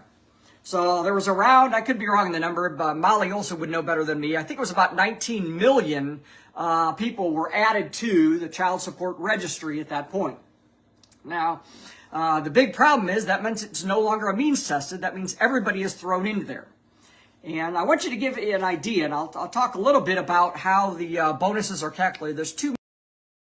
I'll stop it there so we can get some dialogue. What's going on, Vaughn? How you doing? I muted you. Let me. Oh, there it goes. Hi, how are you? I'm doing fine. Welcome to the panel.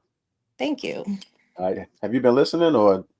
I haven't. I just jumped in. I just could tell you guys are talking about child support. Yes. Yes, we are talking about child support. All right, just go ahead and listen along, and then we'll go ahead and add you to the conversation. Or if you just want to speak, just hold your finger up, and I'll get to you.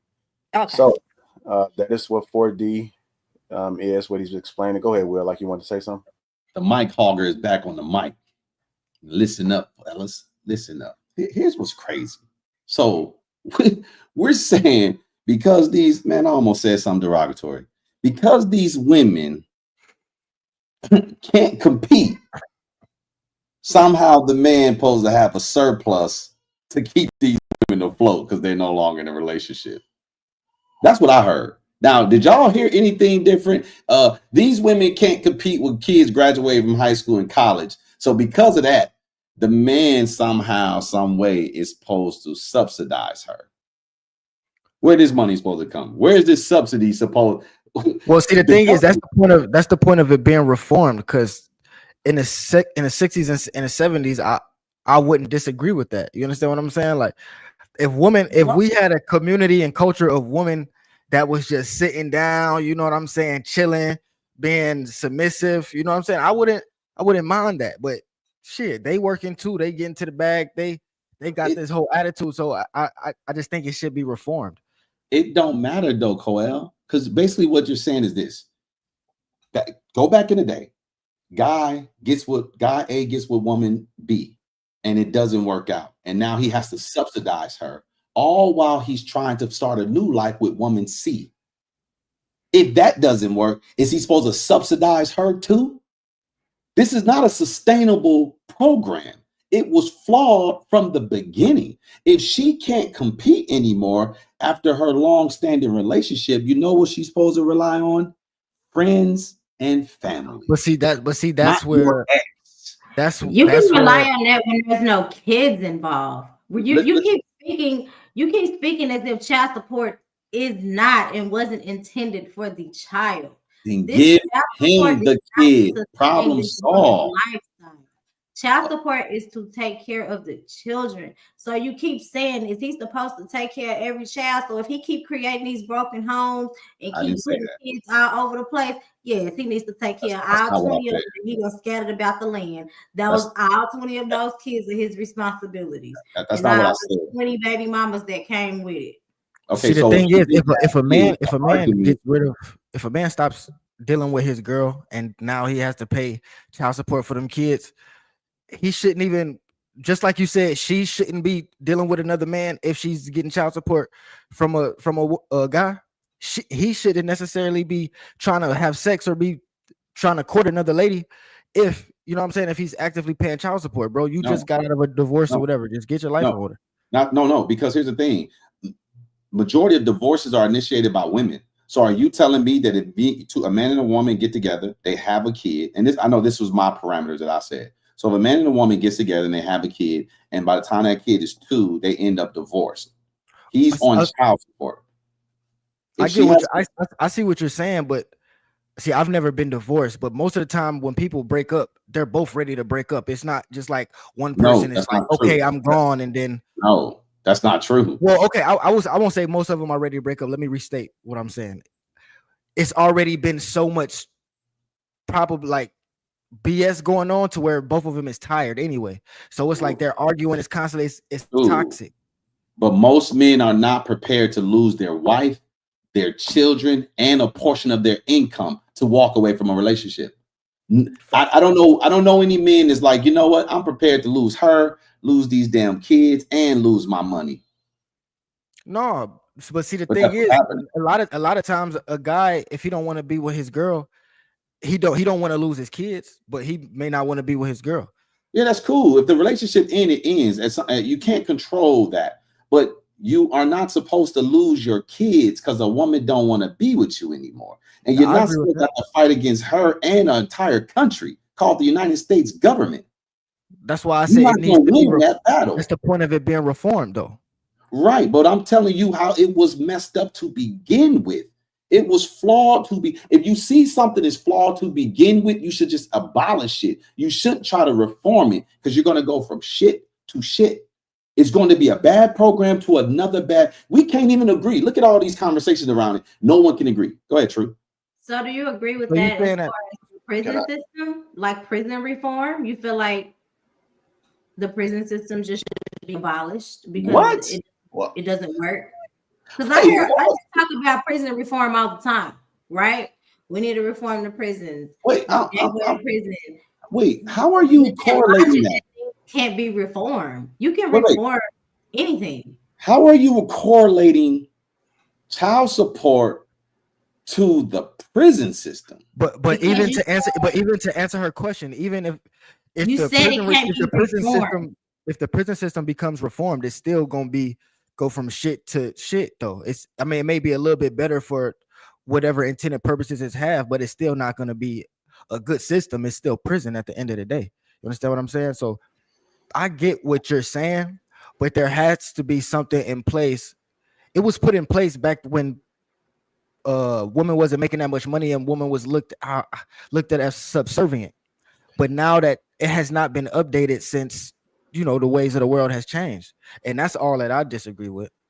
I think it should be reformed, to Coel's point, but I think we don't give any credit to what the conditions of the law being instituted at that time. The reason why it was such a small percentage of women who were in a position to collect child support, or because even when there was divorces, which was at a minimal mid-century, women tended to get remarried. So it was always a transfer of resources. There was no need of a gap. Women didn't get divorced and then was out here in a single scene 10, 15, 20 years after. She usually ended up in another married situation. So there was no need for a man to have to carry another household and, vice versa. And I think, again, that's what we don't give any credit to. The whole society is set up for families. And the reason why it's hard for us, I think, to embody this thought is because most of us come from our community. Our community is very, fractured and broken. So it's normal. Baby mamas, baby daddies. This is not a collective conversation amongst other demographics of people at mass. And I digress. Like, no, you were saying, we know that they're not going to get rid of child support. So it's automatic. It's more than likely it's going to have to be reformed. They're not going to. There's too much money to be made off of judges, lawyers. Everybody's making too much money, so they're not going to abolish child support. As bad as we would like it to happen, they're not going to do it. Too much money to be made. So is there a call for reform? Yes, I'm all for reforming. I'm all for changing it. I'm all for fixing it or correcting it. Whatever you want to call it, I'm all for that. It's not going to be abolished. Unfortunately, that's what we're dealing with. I think to what True was saying, if I may switch it around, you said society is made for families. I would say the system is made for families, and society has been made for single people. So, and that's why it's so messed up, and they're clashing because people are single, but when you got to deal with the system, it only benefits you when you have that family. If you just a single person out here doing what you do, it really doesn't benefit you. That's why they say when you get married, it benefits you. You have the family, it benefits you. Am I making sense or am I off? No, you're making sense. I agree with you, but that's why I'm saying we're having a conversation, right? But it's a double-sided conversation. The conditions, that's why I make the point, the transition of a divorce. People gonna get divorced. People gonna break up. This has been happening for a long time. It's even in the Bible, right? But it was never designed for you to remain single. What we've done is we've created society now where people are dating. Dating was not a thing for didn't even exist, not thousands of years. This is a new concept. And if you spend any time with people of foreign background, this is why you can go to the nail shop, for example, and the first thing the nail tech asks you is, do you have a husband or do you have a wife? They don't tend to ask if you have a boyfriend or a girlfriend, because the only communities that spend a lot of time dating is people who look like us. And I digress. Don't digress, sir. Double, triple, and quadruple down. This is why I said that a man, when he takes on a woman and she has children, those are effectively now your responsibilities. See, when people try to act like, oh, man, when women say stupid shit like, oh, they got a daddy, I don't need no man to take care of them. What you mean you don't need a man to take care of them, but he here 80% of their life?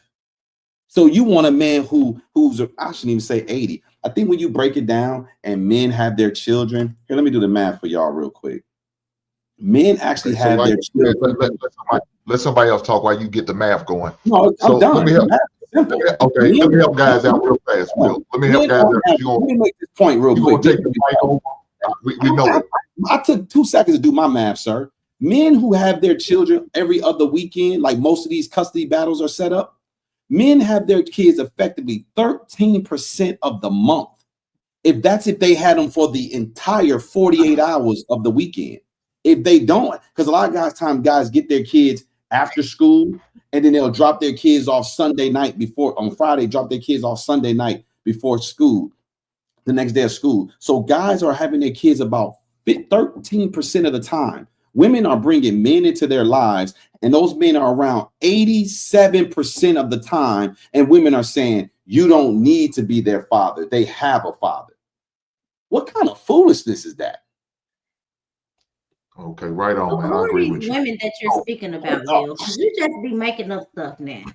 That's a fact. He's talking about like single. He's just talking about single moms that's dating. Like that's to be expected though. Like if a woman is dating, right, and she's not with a father, and she has a boyfriend, you understand what I'm saying? He's there 87% going to be around, and it's your fault because you couldn't maintain your family. But these women out here on the dating scene, these women are saying, you don't have to be there for my kids. You know what I'm saying? Like they'll try to make that like their kids. It's not a down. You know what I'm saying? They'll be like, well, you don't got to worry about my kids. You don't got to worry about them. Well, that's false. Have a father. Yeah, but if we actually be something and I'm cohabitating, y'all gonna have to come to my house. It's gonna be my rule. So I have to deal with them, and they are going to be my responsibility. I hold tight. Let me get to these super chats. We're going to get Vaughn involved in the conversation as well. Mr. Javota 125. It's funny how a lot of men on the panel started shaking their head when I said protect your seed. It's a cultural problem with FBAs. 18 plus is an adult. Blockchain Beaming, $10 says, please fact check these content creators. Flat out lying just to make a point is dangerous. People may not know to fact check the things they say, and then they keep spreading these lies they tell. Successful MD $2 says Walmart is always hiring. Boss chicks should apply. Chris Reed $2 says we'll look at the movie Mrs. Doubtfire. RBN $5 says y'all let a woman derail the topic. Y'all tripping. Prison ain't got nothing to do with the topic. Chris Reed $5 says, well, let's do it with the Kamala Harris way. Let's put a cap on child support. Whatever is capped at, that's what you will pay. Blockchain $5 says Aisha, the only person making up stats on the panel. Aisha, the only person making up stats on the panel is Hink. Thank you, everybody has contributed to the platform. Let me play a little bit of this video, and then we'll get Vaughn in. Main parts to the bonus. Matter of fact, let me explain that first. There's two main parts to the bonus program. One is that the federal government reimburses states 2/3, so basically 67 cents on every dollar for child support efforts, not for the dollars they collect. That's one thing people spread all the time. The state's making money every time they collect $1 of child support. 2/3 of that money goes to the state. No, it doesn't. Think of the logic of that. It doesn't go to the state, okay? The money goes to the receiving parent. So please stop spreading that rumor. If you took third grade math, you understand there's not that much money left over. So, but 2/3 of the money that the state spends, 2/3 of that money is reimbursed from the federal government. So the money the state has to spend in child support collection efforts. Now, let me give you an analogy. Let's suppose that I own a restaurant. And any of you who've ever owned a business know that when you start a business, your employees make more than you do the first year, because they want a paycheck at the end of the week. The owner gets the profits at the end of the year, or at the end of the second year or third year if there are some profits. So at the end of in your first year, most business owners have to have a reserve set up to be able to pay salaries. So let's suppose you want to start a small restaurant, and to use raw numbers, and this isn't actually realistic, but let's just suppose you could afford $30,000 for employees. So you can afford 3 employees at $10,000 a year, just to be able to make the math simple. So you got $30,000 in reserve to pay employee salaries that year. You're going to pay 3 employees $10,000 a year. And your rich uncle comes into town and says, you know what? I'm going to help you get started. So what I'm going to do, I'm going to pay 2/3 of all your salaries for your employees. So for every 3 employees you hire, I'm going to pay 2 of them. Are you going to stop at 3 employees there? You'd already budgeted $30,000 for the year. Most people, what they say is, man, can you imagine how much service we could have if I could use that extra money to hire extra servers? So no, you're going to hire 6. You might hire 9. Why? Because your rich uncle's paying 2/3 of it. That's what happens at the state level. So the states end up getting bloat, where they justify more salaries. And so they add on more on their time cards, and they claim that they're doing a little more so they can hire more employees to make their collection efforts look even more impressive. And then one way they game the system, I'll talk about in a second here, is this performance incentive bonus pool. So that's the first part of it. There's 2/3 of every dollar that they're reimbursed. So the state still has to pay 1/3 of those employees. But man, what a sweet deal for the state, when for every employee they hire, they only have to pay 1/3 of the salary. The federal government's paying 2/3. Now, the biggest part of the program, the biggest part of the problem, is this performance bonus incentive pool. All right, we'll just go ahead and stop it there. Just putting out some more information. Go ahead, Vaughn. Welcome again. What are your thoughts so far about this whole child support, Elon Musk, DOGE, targets child support database? They're trying to possibly look into it a little bit deeply to see if they can expose some fraud, seeing if they can get everything else up to speed as far as why our whole U.S. seems to be falling apart. But go ahead.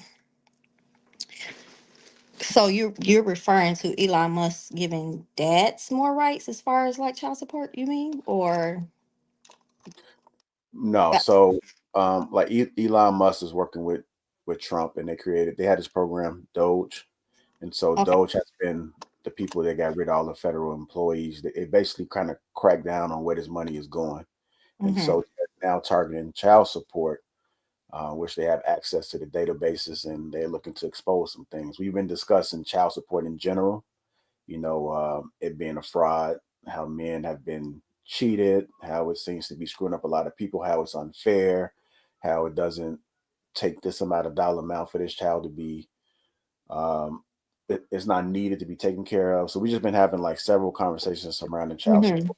Just want to get your thoughts in general as far as what's been said thus far from what you've heard, and then also just a few highlights that I was able to sprinkle here for you. Right. My thoughts pretty much on child support is it just all depends. I feel like if the parents can't come together, we made these kids together.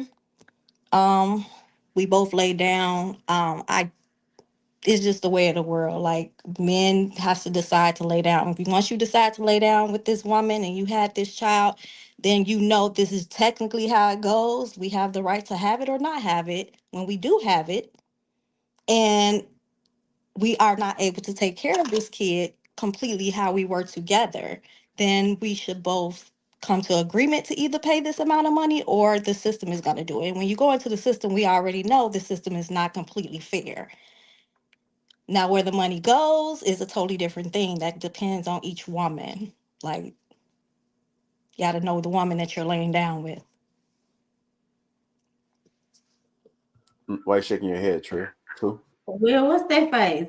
I would like her to elaborate if you may, because I hear what you're saying On which part? On which part? on the fact that it's because I think it's an oversimplification. I think we do understand that they're two adults having sex could potentially create a baby. Right. I think we understand that.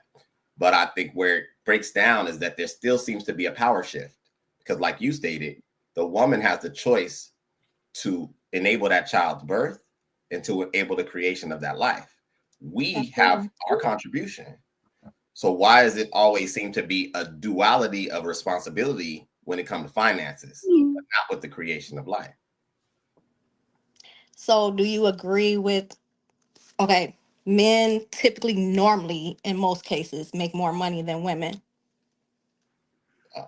Yeah, statistically, that's true. Not Right. very much, but they do.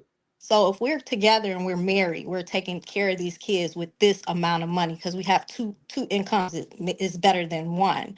So if we're separating and now my income is back to what I had before I met you, I still have these kids. So I still have these kids, and why should you not help me over here with them as you were while we were together? Because they had both our incomes together. Well, if this is assuming, hypothetical, who's deciding to leave?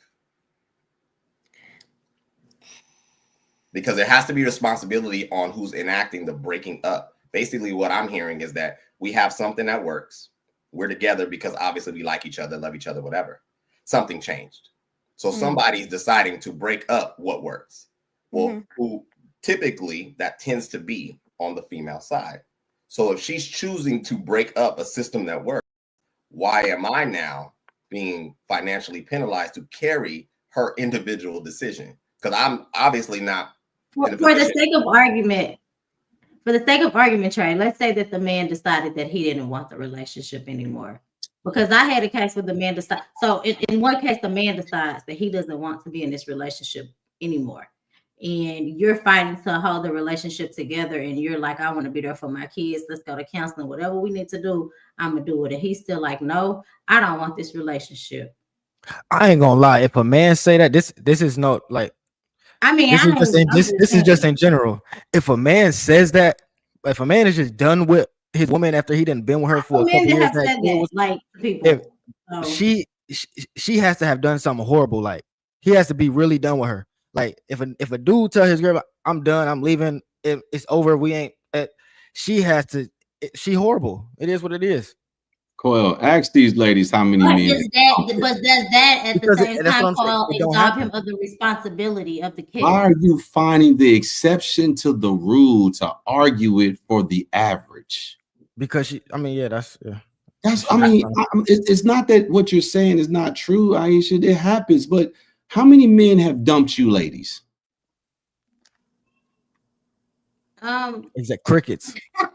So what do y'all? Why argue that? Why argue that? I've left. No, we know you left. We know you left. How many men have left you? So why are you arguing something that doesn't happen? You know how many unicorns came through my door last week?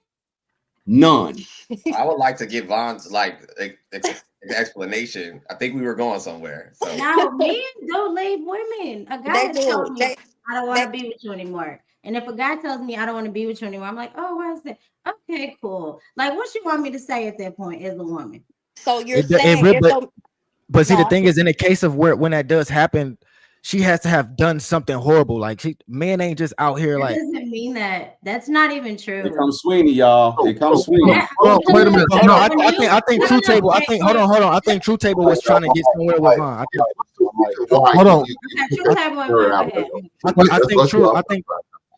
I think True was trying to get somewhere with Von. Yeah, and that's why I'm asking. What's the reason? What? So you said it. So if the woman did leave, okay. Right. That's what I was gonna say. If the woman did leave, so you're saying that she should take on more of that responsibility. So you're saying to me, like, if you decided to leave, then okay, yeah, you can understand why, you have to help on that end. Is that what you're saying? I'm saying that I think we need to have a discourse in good faith, that because basically the way you deliver it is that the kids automatically go to you. That's what it sounded like you were alluding to.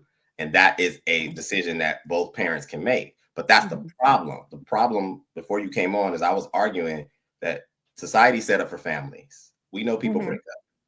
Most of the time, the way they break up is the woman tends to be the one who leaves.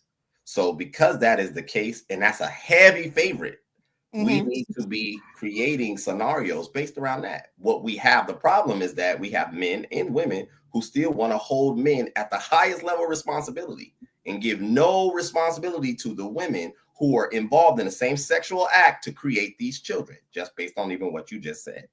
So I believe we're still held to that responsibility because I'm gonna say we are naturally nurturers.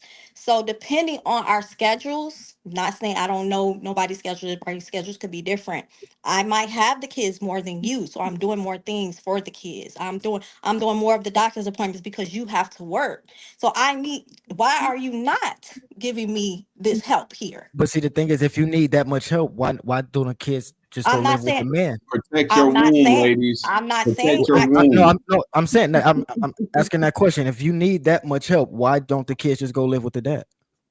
Because we are the nurturers. They need both. I'm not. They don't. No, they don't. Because you got to think you're gonna have to go to work too. If you're single, once you leave the man, you're gonna have to go to work also, and they're not gonna be getting that anyway. You're gonna be at work, and they're gonna be at school or with babysitters or whatever. So it doesn't matter once you break up. Depending on your job and my job, whoever the people are, your job could be you're at work 12 hours a day, majority of the week. I work a Monday through Friday off at 3. I can be at home with our kids. I can feed them. I can cook. I can do homework with them. I'm doing these things more on a regular than you are. So depending on that, because I'm not a deadbeat mom, I'm going to be very much more active than you. It's possible. I think Von, that's what the men don't see from a contemporary standpoint, right? Because we'll keep saying you thinking outside the box. But in a lot of households, because like me, Von, you been with your husband. Von, how long have you been with your husband? 19, 20 years or some shit, 20, right? yes. Me, I was with mine for 17 years. So your day-to-day life, I know that y'all like to think that you just take the kids and boom, shove them with the daddy. That's not the way that the day-to-day life of husband and wife works. Normally, the wife mother spends a great amount of time caring and being more one-on-one with the kids. Do you have some fathers that are more involved? Yes, but the majority of the time, like we say down south, the men are out getting the bacon.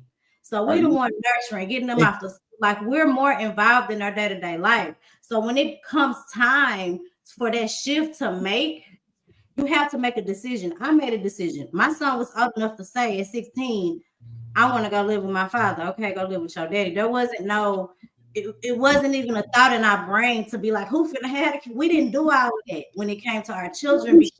He almost a damn man. His father, it was, you gotta think about it. You know? So I don't understand like this whole thing around, but it's some dads that aren't involved like that. And so the mom just you're making it general. So here's the thing. In general, we're speaking on the ones that can't do it, that can do it. You might be able, you might not work. I might make more money than you. So here's the thing. I might be the one making all the money. I might be the one that can afford the house. You might go get you an apartment because you can no longer afford the house, but I can. So you like, hey, you got the kids, you can still afford this house. Here you go. It be different. Everybody's situation is different. But see, the thing is, most of the time, go ahead. My question to Vaughn specifically, because what she stated is that men make more money. Okay, we got that. Typically, if the situation is working, where is the credence of the women who are walking away from situations that are working when we're not talking about that? Because what I would argue is that it seems that this is an individual selfish decision. You're breaking up something that works, but then holding the man to the level of responsibility in the fact that she walked away and broke up something that works. I'm breaking something that works as me, you, and the kids. I'm not breaking up. We don't work. We don't work. So if we don't work, you have to understand that if I'm deciding to step away, you either fix this so it can continue to work because it has nothing to do with that part. And see, that's the problem right there. Women know, and that's always the fail safe. Women, it's like women say, oh yeah, don't fuck up because I can leave him. Just know I could leave, I could take the kids, and it's all gonna be, and that's the attitude they have, and that's why it has to be reformed. So it doesn't. No, we can't say all. We're not gonna say all women. You was just speaking just to speak, and you said it. We know as men, I'm out there in the world, I know that that's the mentality of most women. It's okay. You don't gotta try to dress it up just because you got called out. It's okay.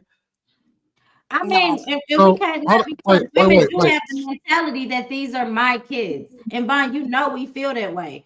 Inside, women are like, even when it comes, even now, my son's grown, right? He's 19. And when I talk to my husband, I'm like, my son, and he'd be like, this is our son. You know what I mean? So it's kind of like we as women, which we do need to work on it, we kind of disregard the relationship or the whatever that is that we have for them. We feel like their dads don't have the same, and they did. And I had to learn that because I lost a child, right?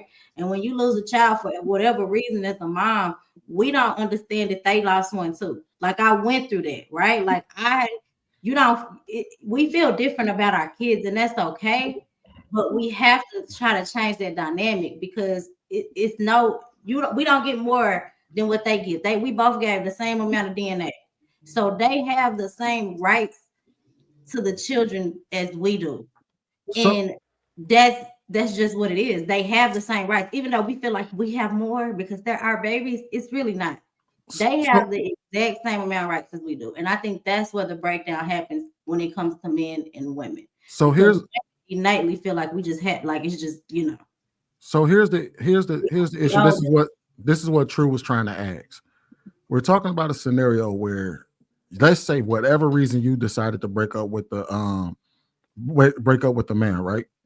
He's asking if you decide to break up the home that was working because y'all just don't get along for whatever reason you feel like you need to walk away.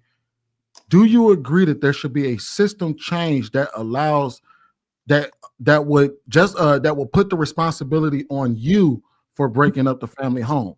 For example, now you would have to leave the kids and have to pay child support to him because you left. Or there would be some type of split where he would have the rights to the children and that he wouldn't necessarily, because the thing is, what True is saying is that even if you leave the home, and we know that majority of the time, women are leaving the relationship, not the other way around, the men are being penalized for the breaking up of the family. He still has to be the one that pays alimony. He still has to be the one that pays child support. He still has to be the one that comes only on nights and weekends, despite the fact that you, the woman, left. And I would say that, wouldn't you say that that is kind of unfair in this system? I agree. I think most men would agree if we had a scenario where a man left, we would all agree like, okay, if he breaks up the family home, we will be, most of us would agree, okay, whatever consequence we dole out for that, we will all agree on that. We're talking about the scenarios where you leave. Would you agree that there should be a system put in place that holds you accountable for breaking up the family home, where you have to be put in a position that men are typically put in when families break apart? I can actually understand that. I understand it on that aspect, but I feel like it could be something that can probably make it a little more fair. But yes, if the man breaks it up, yes, I agree. You're gonna take whatever you're gonna get. But Okay, so question: if you left your family, say you wanted a divorce and you left your kids, would you be comfortable with just having to leave? You can't take the kids, but if you want to leave the relationship, you could leave. You could go get an apartment, you could get a divorce, but the kids have to stay in the home, in the family home with their dad that the dad is still paying for. Would you be comfortable with that? absolutely not, because why And can't that's I? my point. Women will not. Absolutely not. The divorce rate will go down if they told women, "Hey, yeah, you can leave, but you got to leave them kids at home with their dad." Watch this, Coel. Here's the question for you, Vaughn. And nice to meet you, by the way. Nice to meet you too. So listen, if not wishing nothing bad on your relationship, I'm not. I don't know if you have kids or not, but if your relationship was to end, would you? Well, I'm not going to talk about your relationship. Just man A and man woman A, right? If a man and woman's relationship ends, do you think, generally speaking, do you think the kid should go with the mom or with the dad? She just answered that, bro. No, I'm not necessarily to you. I'm not sure what his name is, but I'm not necessarily saying it's a definite where the kids should go. I'm not. But what I am saying is I'm not going to be comfortable with not having my kids sometimes. Like we can split it. No, that's true. But you said you were the nurturers, right? We are. So do you think the kids should be with the nurturer? Not necessarily 24/7, no, because they need their dad as well. Yeah, they will be shared custody, but primary the custodial parent. Do you think the custodial parent should be the woman or the man? It just depends on who. Generally, it just depends. We talking about Generally, yes. Generally, Okay, yes. I feel like they should be with their mom. I think that the custodial parent should be the one that's been doing the custodial duties. One second, I want to see where her train of thought goes, because I think I know where most women train of thought will go. Bond. Now, the custodial parent is now the mother. She has the kids majority of the time. Do you think the parents, the mom and the dad, should be able to date and find a new significant other? Yeah, if they want, yes. Okay, so they start dating. They both find significant others. Do you think it makes sense that the new significant other who's living with the woman and the children be responsible for those children, or do you think the biological father should be responsible for those children? Both, because if you step into my life, my kids are a part of my life, so you're going to be a part of my kids' life. If you can't do that and be there for them, they should have two dads. So should the biological father's child support get reduced, being that the woman now has a new man who is financially also responsible for these kids? It can be if I get married. That's where it becomes. If I get married and this is what he's we're doing. In the household, whether you're married or not, because you didn't have to marry the biological dad for him to be responsible for child support. But it's his kids. Yeah, but now you have a new man in the house that you said is responsible for the kids. Yeah, you are not necessarily responsible for the kids, but you're responsible to be there. This is our household. You're going to contribute as well, is what I'm saying. So he's not so responsible for these not kids. Typically 100% responsible. No. Listen. You said they got two dads. They got two dads. But you're not married, and they got two dads. So you're telling me one of the dads is responsible, but the other dad is not? What I'm saying is this stepdaddy, so-called, is responsible to step up as much as they want to. Now, if you're not being there for my kids and not doing these things willingly on your own, you're not responsible. But if you do that because you want to be a part of my life, then that's great. But their Wait, daddy, let that me get this straight. biological daddy, is actually Let responsible. me get this straight. A man can live in the house with children and elect to choose how much he is responsible for That's not these what I kids. said. That's what That you is said. exactly what you said. That's what No, you said. I'm not saying That's he can. 1000% This What what I'm you saying, said. what Will, I'm this is saying why is I he made can. the statement. If I feel like it's a difference in the household with this man that's not doing for my kids the way I would do for my kids or the way their father would do for their kids, I'm going to remove him from the home. Cool. But what So I'm if saying, he's And this is doing why what I said, Will, you Hold on, I hold allow on, don't. them to take don't that let me bullshit say ass it. logic. Hold hold on. on. You You're said right you there. said I'm at the finish line. Hey, Y'all hold on. come on, always Will. come in putting Will, y'all hold case. on for 1 second. Vaughn, just answer the question how you want to answer it. So, like, don't let nobody think there's a right or wrong answer. Just answer the way you want No, I am. I absolutely am, stand on because I feel it. like if a man comes into my life and you want to be a part of me and my kids' life, yes, I am a package deal. So I'm not saying I'm holding you responsible. You are free of will to do what you want to. If I feel like this is enough for me and my kids, then this is the only Finish. reason why you're in my home. But if you are not obligated, if you treat my kids differently and you're not doing what you need to do as far as us becoming a family and becoming one, because I'm gonna treat your kids the same way, but I'm not obligated. This is free of will. I'm doing this because I want to. You are still not responsible for my kids. The biological mom and the biological daddy is. But if you do those things and you decide to be over and beyond with me and my kids, absolutely amazing. But if I feel like you're not, I will remove you from the home. You're still not 100% responsible. You can walk away at any time you want to. I can put you out at any time. You're saying too. Just you're And speaking see on both again, sides of this the coin. You can't have it both ways. You can't say I'm a. yeah, You can't say, well, you gotta be responsible and you do it, I'm or not saying you you don't have have to to. be. I'm But still not saying you you have to saying I'm be. not gonna be with you. That's what you're saying. You're saying, well, if you're I'm not. not, then you're not. I'm not. That's So on then you're your saying choice. That's your choice, though. so then you're saying he has to. If he's gonna be in a relationship with you, you're saying that he has to be responsible for your child. If not, he's not. You're not gonna be in a relationship with him. You also said he has to do the same things for your kids that you and their father would do. That would mean he is responsible. So, Hink, keep your cape off Not while I'm responsible. trying to help these ladies get to the finish That's line. not oh, responsible. man, It's not this is responsible why I because was you're doing saying it what I because you was want saying. to. We Do need to you be not teaching want these to do young it? bloods about dealing with how to deal with certain women and how to deal. See, this is what I'm talking about. You talking about no, they just gonna do it. No bullshit.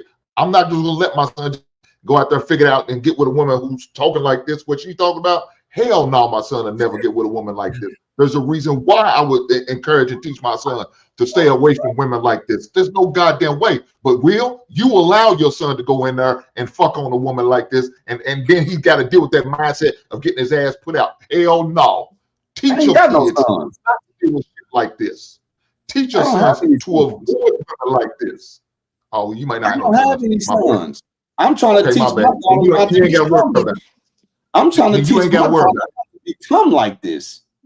I'm trying to This is teach my crazy. daughters to submit to her man, to keep her family intact when they finally decide to have children.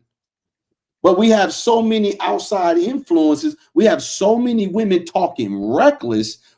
They live in echo chambers. Girls listen to women more than they listen to men, contrary to what y'all believe. So my Girls question, listen to who they are in close proximity to, and that's women. is, are you okay with not paying child support or helping your?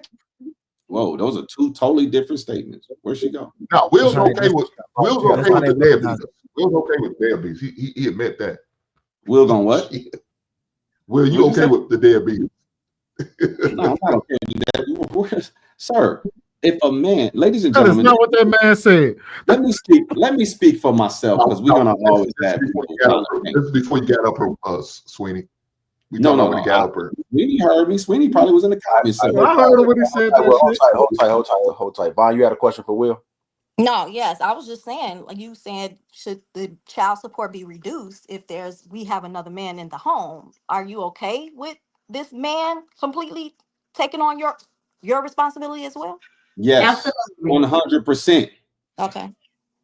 Okay. He's assuming my role, ain't he? They're not his kids, not my Vaughn. Hold on. Now, Is he Will, not? That's what it sounds no, like. wait, no hold child on. support. Hank, That's what you said, I got Will. some kryptonite. Superman needs to Will, calm down. You said if the woman is Hold on, home, Superman. he don't no longer have to pay support. That's what you said. So you're basically saying you're gonna step away from your responsibilities a little bit less because I have a new man in this household. Ma'am, there's Yeah, only yeah. We said that. we heard your commentary. He put your phone on mute and laugh. Put your computer on mute and laugh all you want. That was not my kids, not my own. It's Vaughn. I'm listening. Okay. I can't get a breakthrough to you because Mr. Superman got his cape on. And I'm trying to develop some kryptonite that's strong enough to silence him. Okay, but not take him out the game, just silence him for a short period of time. Anywho, listen, Ms. Vaughn, is the new man assuming the father role, the leader, the head of household, the protector? Is he assuming that role or is he not? Shoot, I would hope so if he is in my house. Ma'am, come on now. I would hope so, yes. Damn, see, Sweeney, you a damn Superman too. Maybe you Batman. I can't stand you two niggas. No, don't throw me in this bullshit. Do not throw me in this bullshit. I told you, they never answer my questions.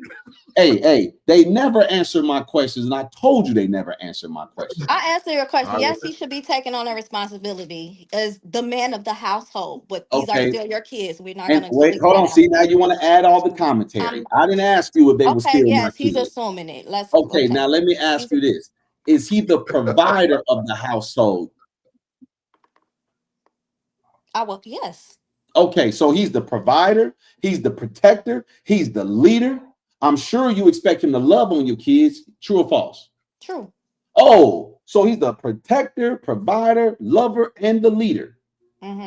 Is he effectively taking my role or is he not? No. So what's my role? Your role is to still be a father and take care of your kids. He's taking the role of being my man. She just wants the money. She just wants the money. Taking the role She of being basically my saying man. it's the money.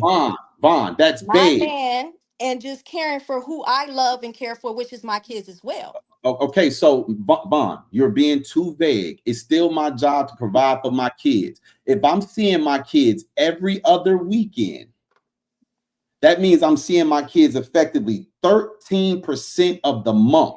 And that man is with my kids 87% of the month.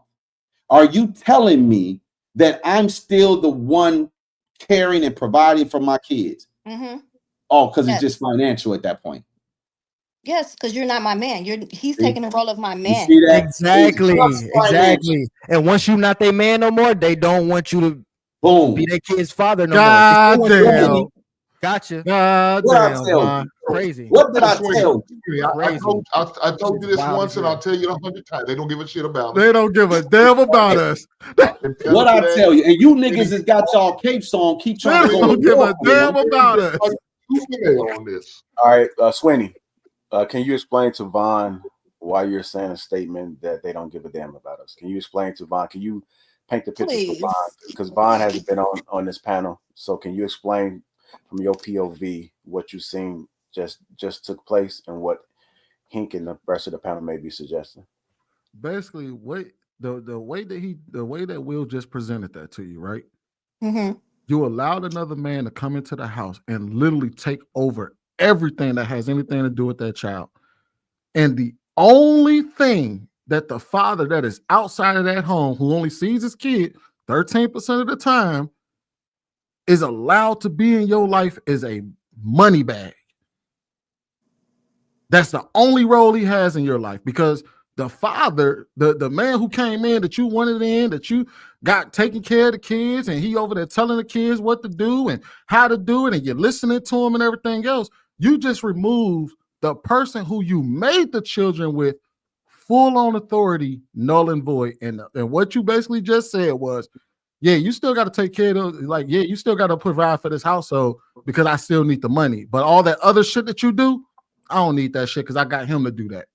Okay, I think a valid question to ask both of you guys, Sweeney and Vaughn, is if that scenario did play out the way it did, what is the responsibility of the father? So, Sweeney, you can go first. If the father is not present in that home, then what is his responsibility to that child? Seeing how he's the biological father. And then Vaughn, I want you to ask as well, like, what is your expectation for that father with him not being in the house? If it's more than just money. Mm-hmm. JR, can we let Vaughn go first? Yeah, I want to let Vaughn go first. You pretty much know my answer. His responsibility is still to teach his children. He still should be teaching his children. He should still have time with his children. Boys, girls, you still should do games. You should still very much be a part of decisions with them, because I would not allow that not to happen. Like, no matter who I was with, I would not allow that certain decisions that we decide on with the kids to not be made. Still helping. Like, if I can't do something, can you do it? Can you still take this kid to the doctor? Can you still do these things? You still are very much a part of it. You're just not my man. You're not taking on that role. Yes, the other man is there, and he's going to do things as well, because yes, he's in the household majority of the time. But this is your kids. Nothing should. I still would feel like, okay, if we all cool, you can come over for Thanksgiving. You can still be Shit. a part of family. I'm gonna be honest with you. If you talking about, let's paint this scenario again. You won custody. You fought. Y'all had a custody battle. You won custody. You opted that man gets weekends with this child. Mm-hmm. That's other weekend. Every other weekend. My bad. He gets every other every weekend other with his kid. That's what you fought for. That's what you agreed to. And he wanted more, but you was like, no. And the government settled on he gets every other weekend. If that is the case, and you bring another man in that house, he assumes 13% of the responsibility for that kid. And that other man gets the 80%. And no, that's what he asked me. How much responsibility do I believe the man should have? The father. Then I would agree. I would have to agree with Will and say, if you cut him out and reduced him to an every other weekend daddy, and then you bring another man into that household to be their full-time daddy, then that man should only have 13% of the responsibility for that kid. Okay, I do want to add this as well. Are we speaking for the women that's only going to allow the kids to go every other weekend? No, this is what you. No, this is what you fought for. He wanted more time. You said no. Okay. Hold on, real quick. I do want to add this in there, right? Because I did get Sweeney's what his thoughts were. Now, we often have this conversation where the child is the one that suffers, right? So if you guys are making this decision based off of each other's parents, then where does the child come into play as far as the child not getting what they need from both parents? Mm-hmm. Because if you sit here and saying, okay, well, this is what you fought for, I'm going to give it to you, then does the child suffer at any point in these decisions that you guys are making? Oh, the kid, absolutely. Every decision you make. They suffer in every decision, no matter what decision you make. Yep. They're all bad. You want to know bad. They're all worse than the first scenario, man and woman together. Every last other scenario you come on, I don't care how fair you try to be, how creative you try to be, they're all worse. You want to know what my ideal situation, what I would actually do if I had the power to do it? If Vaughn and Will came together and made a baby, and then for some reason they decided they wanted to split up, I'm not dealing with that bullshit. It's easy to force you motherfuckers to stay together. I'm just going to tell y'all got to stay together. Yeah, I'm not about to sit here and try to figure out what the time going to be, how to split custody, if other people are involved. I'm not trying to figure none of that shit out if I'm daddy government. I'm just going to say the requirement is you two motherfuckers stay together. Well, you look at this, Sweeney. Ain't that what I said to you earlier today? Stay out their business. Let them figure it out. Yeah. And then the thing is, she said, like, teaching. If you get your kid every other weekend, you can't really teach them shit, man. By the time they come back, the next, not the next weekend, the weekend after next, they're gonna be damn near forgot what you taught them. You absolutely treat it as every other weekend, but I require more than that. Hold on, you can't require nothing from another parent. Once you set those terms, he see the kids according to the custody arrangement, not according to what you require. You don't have to. Here's the problem, Coel. when you see your kids every other weekend, you effectively can't teach them or discipline them at all. You know why? Because it becomes like boot camp when they go to daddy house. Man, daddy house is supposed to be one thing and one thing only: fun. I hate that audacity of you to try to instill some discipline. Because here's what you got to do before you instill discipline. You have to call in with your boss, right? Your CEO, your ex-wife or your baby mama, and say, hey, is it okay if I don't let them do this or don't let them do that? Because the moment you try to implement something, all they got to say is, well, Johnny let us do it. Oh, shit. Now I got to compete with Johnny, who's establishing a dynamic with my kids 87% of the time. I just found out that they were allowed to do this when they show up in my house. I'm telling them they can't do it, and they're telling me it's allowed. So would you? Here's the reality. That's something totally different. Here's the reality of the situation. That's totally typical. Here's the reality of the situation. But I can only speak on like what I've been through. But yeah, but I'm speaking on what's typical, not these one-off scenarios that y'all talking about, y'all lived experiences. I'm talking about kids across. This is the problem for men across the board when trying to discipline children that they see 4 days out the month. Right. You cannot do it. So here's how we can make it a reality. So Vaughn, you and your child father split up, right? You run your household the way you run it. You got your whatever you deem right or whatever.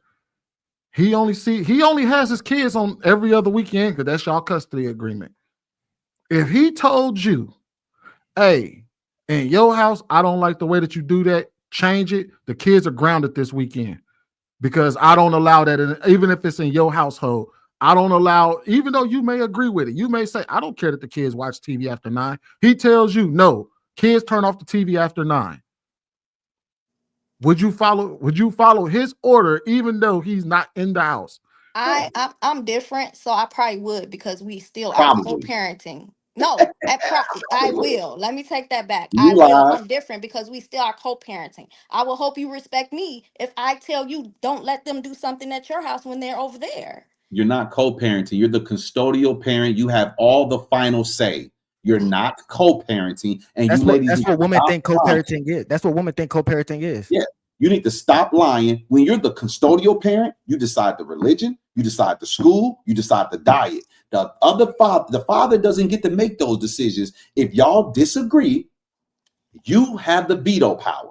Okay, that's so what the custodial parent is. Ain't that right, fact checker Sweeney? But if we're together and I have that decision now when we're together, why would I not have that while we're not together? I'm gonna explain how. Because you lose your jurisdiction over certain things you had when we were together. Now we're not together. You don't get to keep authority. I'm gonna explain the difference. See, Vaughn, you're assuming that you agree with everything that father would say that he wants. Let's say for the sake of argument, it's stuff that you want to do with the kids, and he tells you, I don't want my kids to have access to that. I don't want my kids to do that. That is problematic.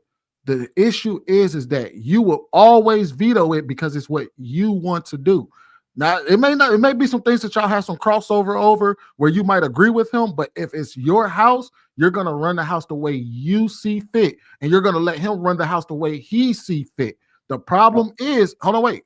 He's going to run his own house. So if the kids at his house for the weekend, she can't say shit to him about how the kids are being ran in that house. Just like he can't say anything to you about how the kids are being raised in your house. The problem is, and this is where Will comes into play, where you say, oh, I would expect that you would have the same level of influence over your child. That is false, because you will have 87% of the influence over the child, and the man that stays with you will have 87% over the influence of that child. And I would only have 13% because I would either only see that kid, call that kid on the phone, which we all know that phone conversations is not the same as being in front of your kid and telling them they can't do something. You can tell your kid till you blue in the face, I don't want you touching that video game while you over there. If mama lets them touch that video game, the kid's gonna play the video game. Mm-hmm. So if you allow it, he can't do shit about it. So he really does not have any influence, only being around his kids physically only 13% of the time. Sweeney, you got to understand something. This is You're right. Y'all talking mathematically, which you're right. I agree with you, Sweeney, because You're right. this was my point. So I agree with it. But what I'm trying to tell you is this is what actually happens. Yeah, we know. When children go over to their father's house, their father has a war within his own mind because he's trying to figure out, how do I effectively discipline my kids without turning them off from wanting to come here? True. Because what tends to happen is after fathers discipline their kids and certain things like that happen, when they go back to mommy acts like, how was it? Are you okay? They want to check to make sure the kids survived as if they went through a boot camp. Oh, I'm so glad you're home. Mommy missed you so much. I don't know what to do. Whenever you're over daddy's house, I'm just miss you. And then the kid feels guilty. The kid doesn't want mommy to feel that way. Daddy doesn't say, oh my gosh, I get to see you guys on the week. I feel so alone when you guys go back to mommy. Daddy don't play those games. And so the kids feel more reluctant to go to daddy. Not only that, as the kids get older, the kids develop friends. And the father may live in a place that's not kid friendly, meaning there may not be a lot of kids in the neighborhood. So when the mom and the kids have friends in the neighborhood, or the kids that go to the same school, so they ride the same school bus, things like that, they probably live close proximity to each other. When they start getting older, they want to start having sleepovers and stuff. Birthday parties. These birthday parties are every weekend. Well, they're going to fall on the weekend that's dad's weekend. And dad's going to have to be that asshole to tell them, well, you can't go because it's my weekend. Moms very seldomly are proactive to say, listen, such and such has a birthday coming up this weekend, so I'm going to keep the kid this weekend. Is there a way we can get you to squeeze your days in on Monday and Tuesday? Or let us get you a Monday, Tuesday, Wednesday this week, because you're going to lose your weekend so they could attend this birthday party. Yeah, if that's what happened, that's what happened. Because court order said this is what the visitation is, this is what the thing is. So I don't give a damn about your little cousin's birthday. I know you don't, but you're going to ruin your relationship. Brother, let somebody else get the mic, okay? Well, you interrupt me. Dog, how long does it take you to land your plane, brother? No, I'm not landing. I'm teaching. I don't land. I teach. Go ahead, sir. I see. I see. You don't ever land. Right on. Gasless plane. I got you. So with that situation you're talking about, hopefully me and the mother can have a conversation. Now, if I agree, okay, I will take him to the birthday party. We're going to stay a couple hours, but then we're out because we're going to do what we're going to do. There's nothing wrong with negotiating. So hopefully these two adults can be adults and have a conversation. You know what I'm saying? At least try to have a cordial conversation. Most times you can solve a lot of stuff with just having a conversation. Now there are going to be situations where they don't, like the example Will, because that's what Will lived. In the example he said, they couldn't get along to the point where we could have that conversation. So we had to go based strictly on what the child support or the visitation said. Yeah, I know you got your neighbor's next door's birthday, so be it, but you can't go, brother. Because why? It's my weekend. And if the kids are upset with it, you just got to explain why. This is the way it's set up, son. I'm sorry. I can't help that. This is the way it's set up. And it so happens. Have you ever had to deal with that problem? You said have what? Have you ever had to deal with that problem? Yeah. I had to deal with my daughter's mother, and I had to take her to court and press the issue. And they gave her a warning. They said, I'm saying, have you had to deal with the problem with your daughter wanting to go somewhere and you're telling her this is the way it is and deny her to go be at these events? My daughter's supposed to come with me a week earlier than the first weekend in June. She's supposed to come with me. Her mother sent her a week later. She wasn't able to go to Disney World with us because her mother said she couldn't go. Now her mother had to reimburse me the amount that it cost me for her tickets and the hotel stay. She had to reimburse me because that was part of the court order. So yes, I had that experience. No, I'm not talking about a one-off experience. I'm talking about a way of life. If I had an example of it, no, that's not what I asked you. Listen to what I'm asking you is the experience. Listen to what I'm asking you. Y'all tend to think y'all know what I'm asking you, and you don't. Go ahead.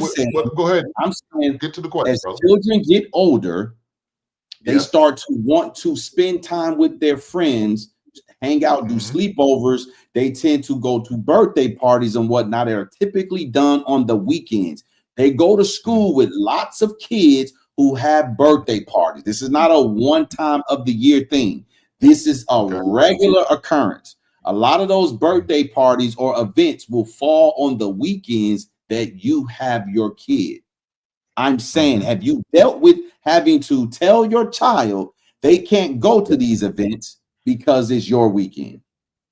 Yes, I have. I had to do it with my son.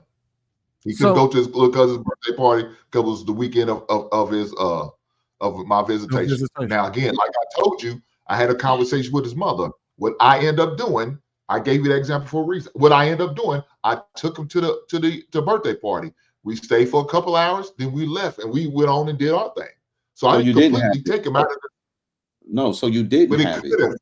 It could have happened like the way you're talking about, where I had to say, no, son, you can't because it's my weekend. Like I said, I had the conversation. We had a conversation. We talked about it, and I agreed to take for a couple hours to go. But no, directly, I haven't had to sit there and break the news, say you can't go at all. No. Y'all keep talking about y'all one-off scenarios. Will, I got you. I know exactly what you're talking about, bro. So Hank, he's speaking to the psychological effect that it has on the father, where let me, because you're right. That's he's speaking to the psychological effect that it may have on the father, that if you got visitations and you have to start telling, it feels like a boot camp, because you always have to tote the line of how far to be a parent, because you don't want to upset your kids, because you already don't see them that often. So you try not to make your experiences with your child bad experiences. So you may be least likely to be a heavy-handed disciplinary while they're in your house, because just like if your kid was with you and most of the time, more than likely it would have probably been a hard no, like, no, you're not going. You're not going to that friend's birthday party. We got some other shit going on.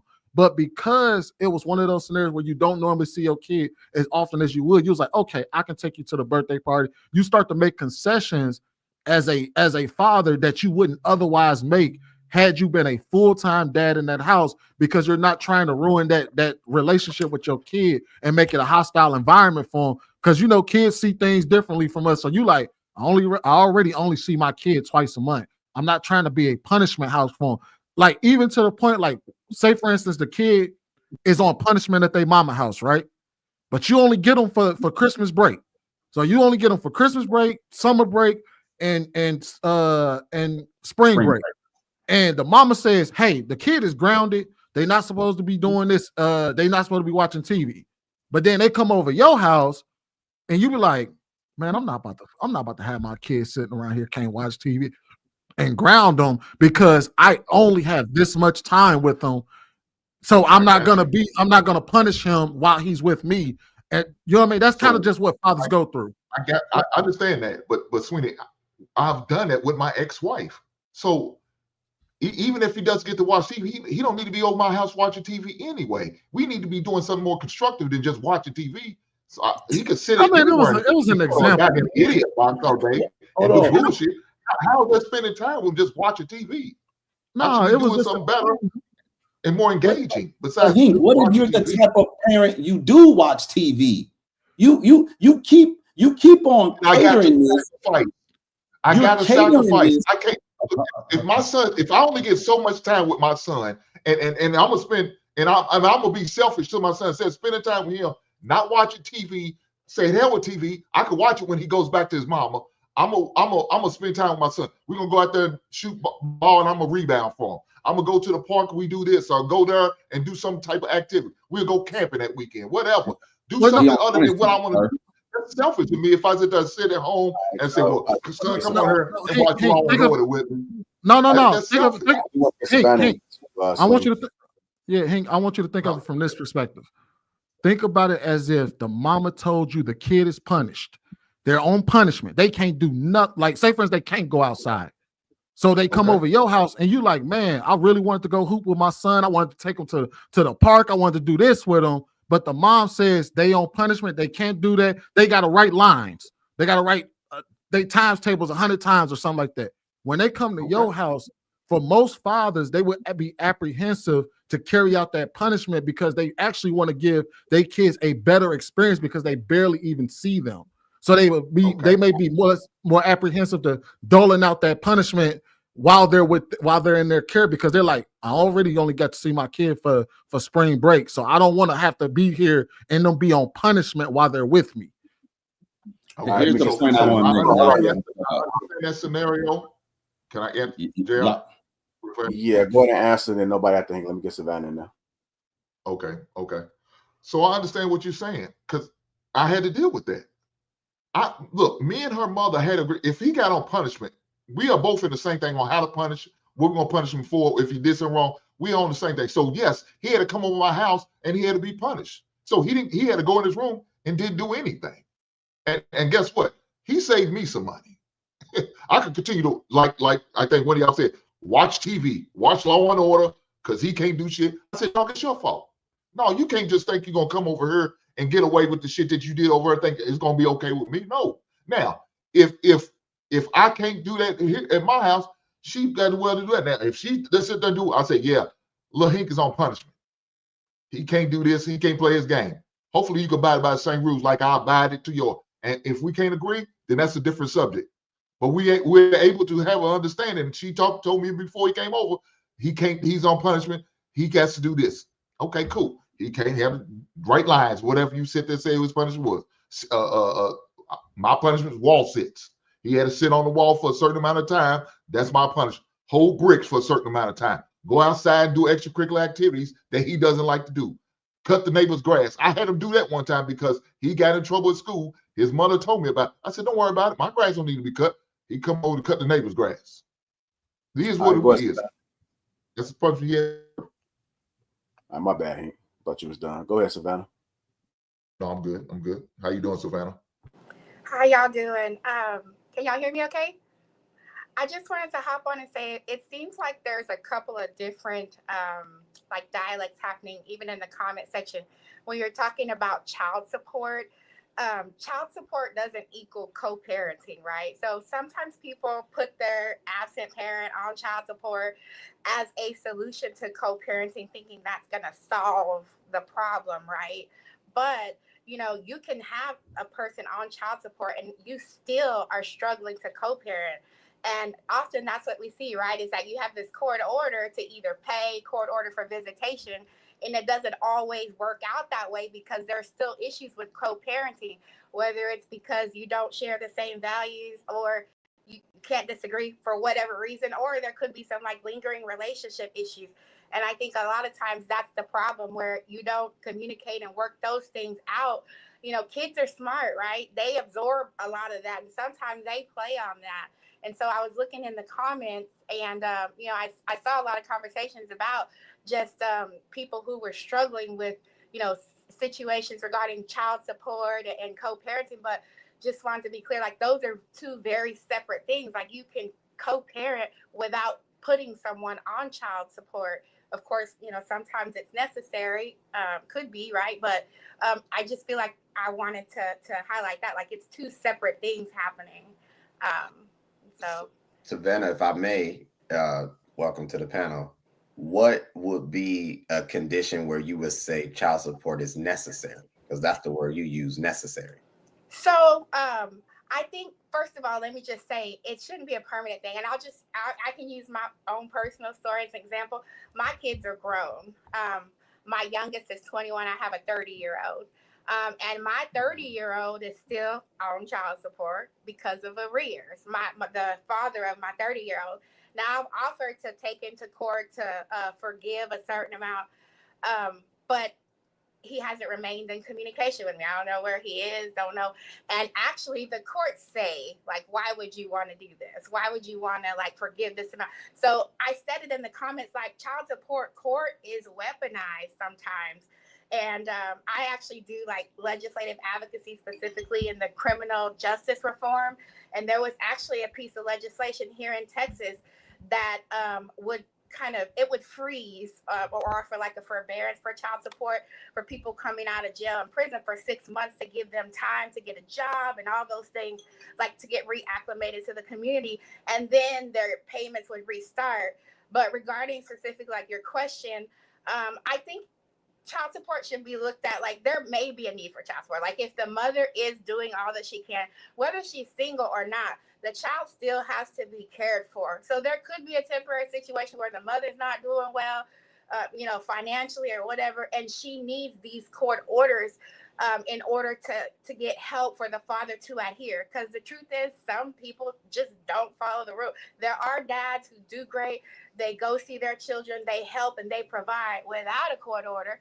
But sometimes a court order is necessary. Now, does a person have to stay on child support forever? Absolutely not. But it is a solution. It's not the solution, right, for the issues with co-parenting and so on and so forth. So that's how I look at it. And I think that's great because you said there should be a solution. I think most of the conversation that's developed from this topic is that it's still one of the most exercised options, and it's financial. And I think that all of us collectively are trying to figure out why. Because from Von's point earlier, we created this kid. So something happened where we're no longer together. Why is it, however, daddy government is utilized as a weapon, your words, to now be introduced, which will change the trajectory of how we even deal with each other. What it boils down to is that there's a fragility that exists most of the time. Most of us generally are not making that much money, but we having kids, whatever. And then you want to separate. Now, what you're essentially doing, and I don't think it's been mentioned, so I'll say it. Once you put a man on child support, you go into war with that man. That's what you're doing. And women want to make it seem like, well, no, take care of your kid. No, you're coming at me, because what child support does not do is it does not freeze financial support in the moment. It's not a snapshot. So if that man goes from making 70 to 90, from 90 to 150, guess what can be created as an upswing of finances being garnished and whatnot. And that's problematic. Right. But I digress. Here's the point. Well, hi, Miss Savannah. I want to ask you a question. Sure. Nice to meet you. Who's supposed to pay for that child if the father prematurely dies?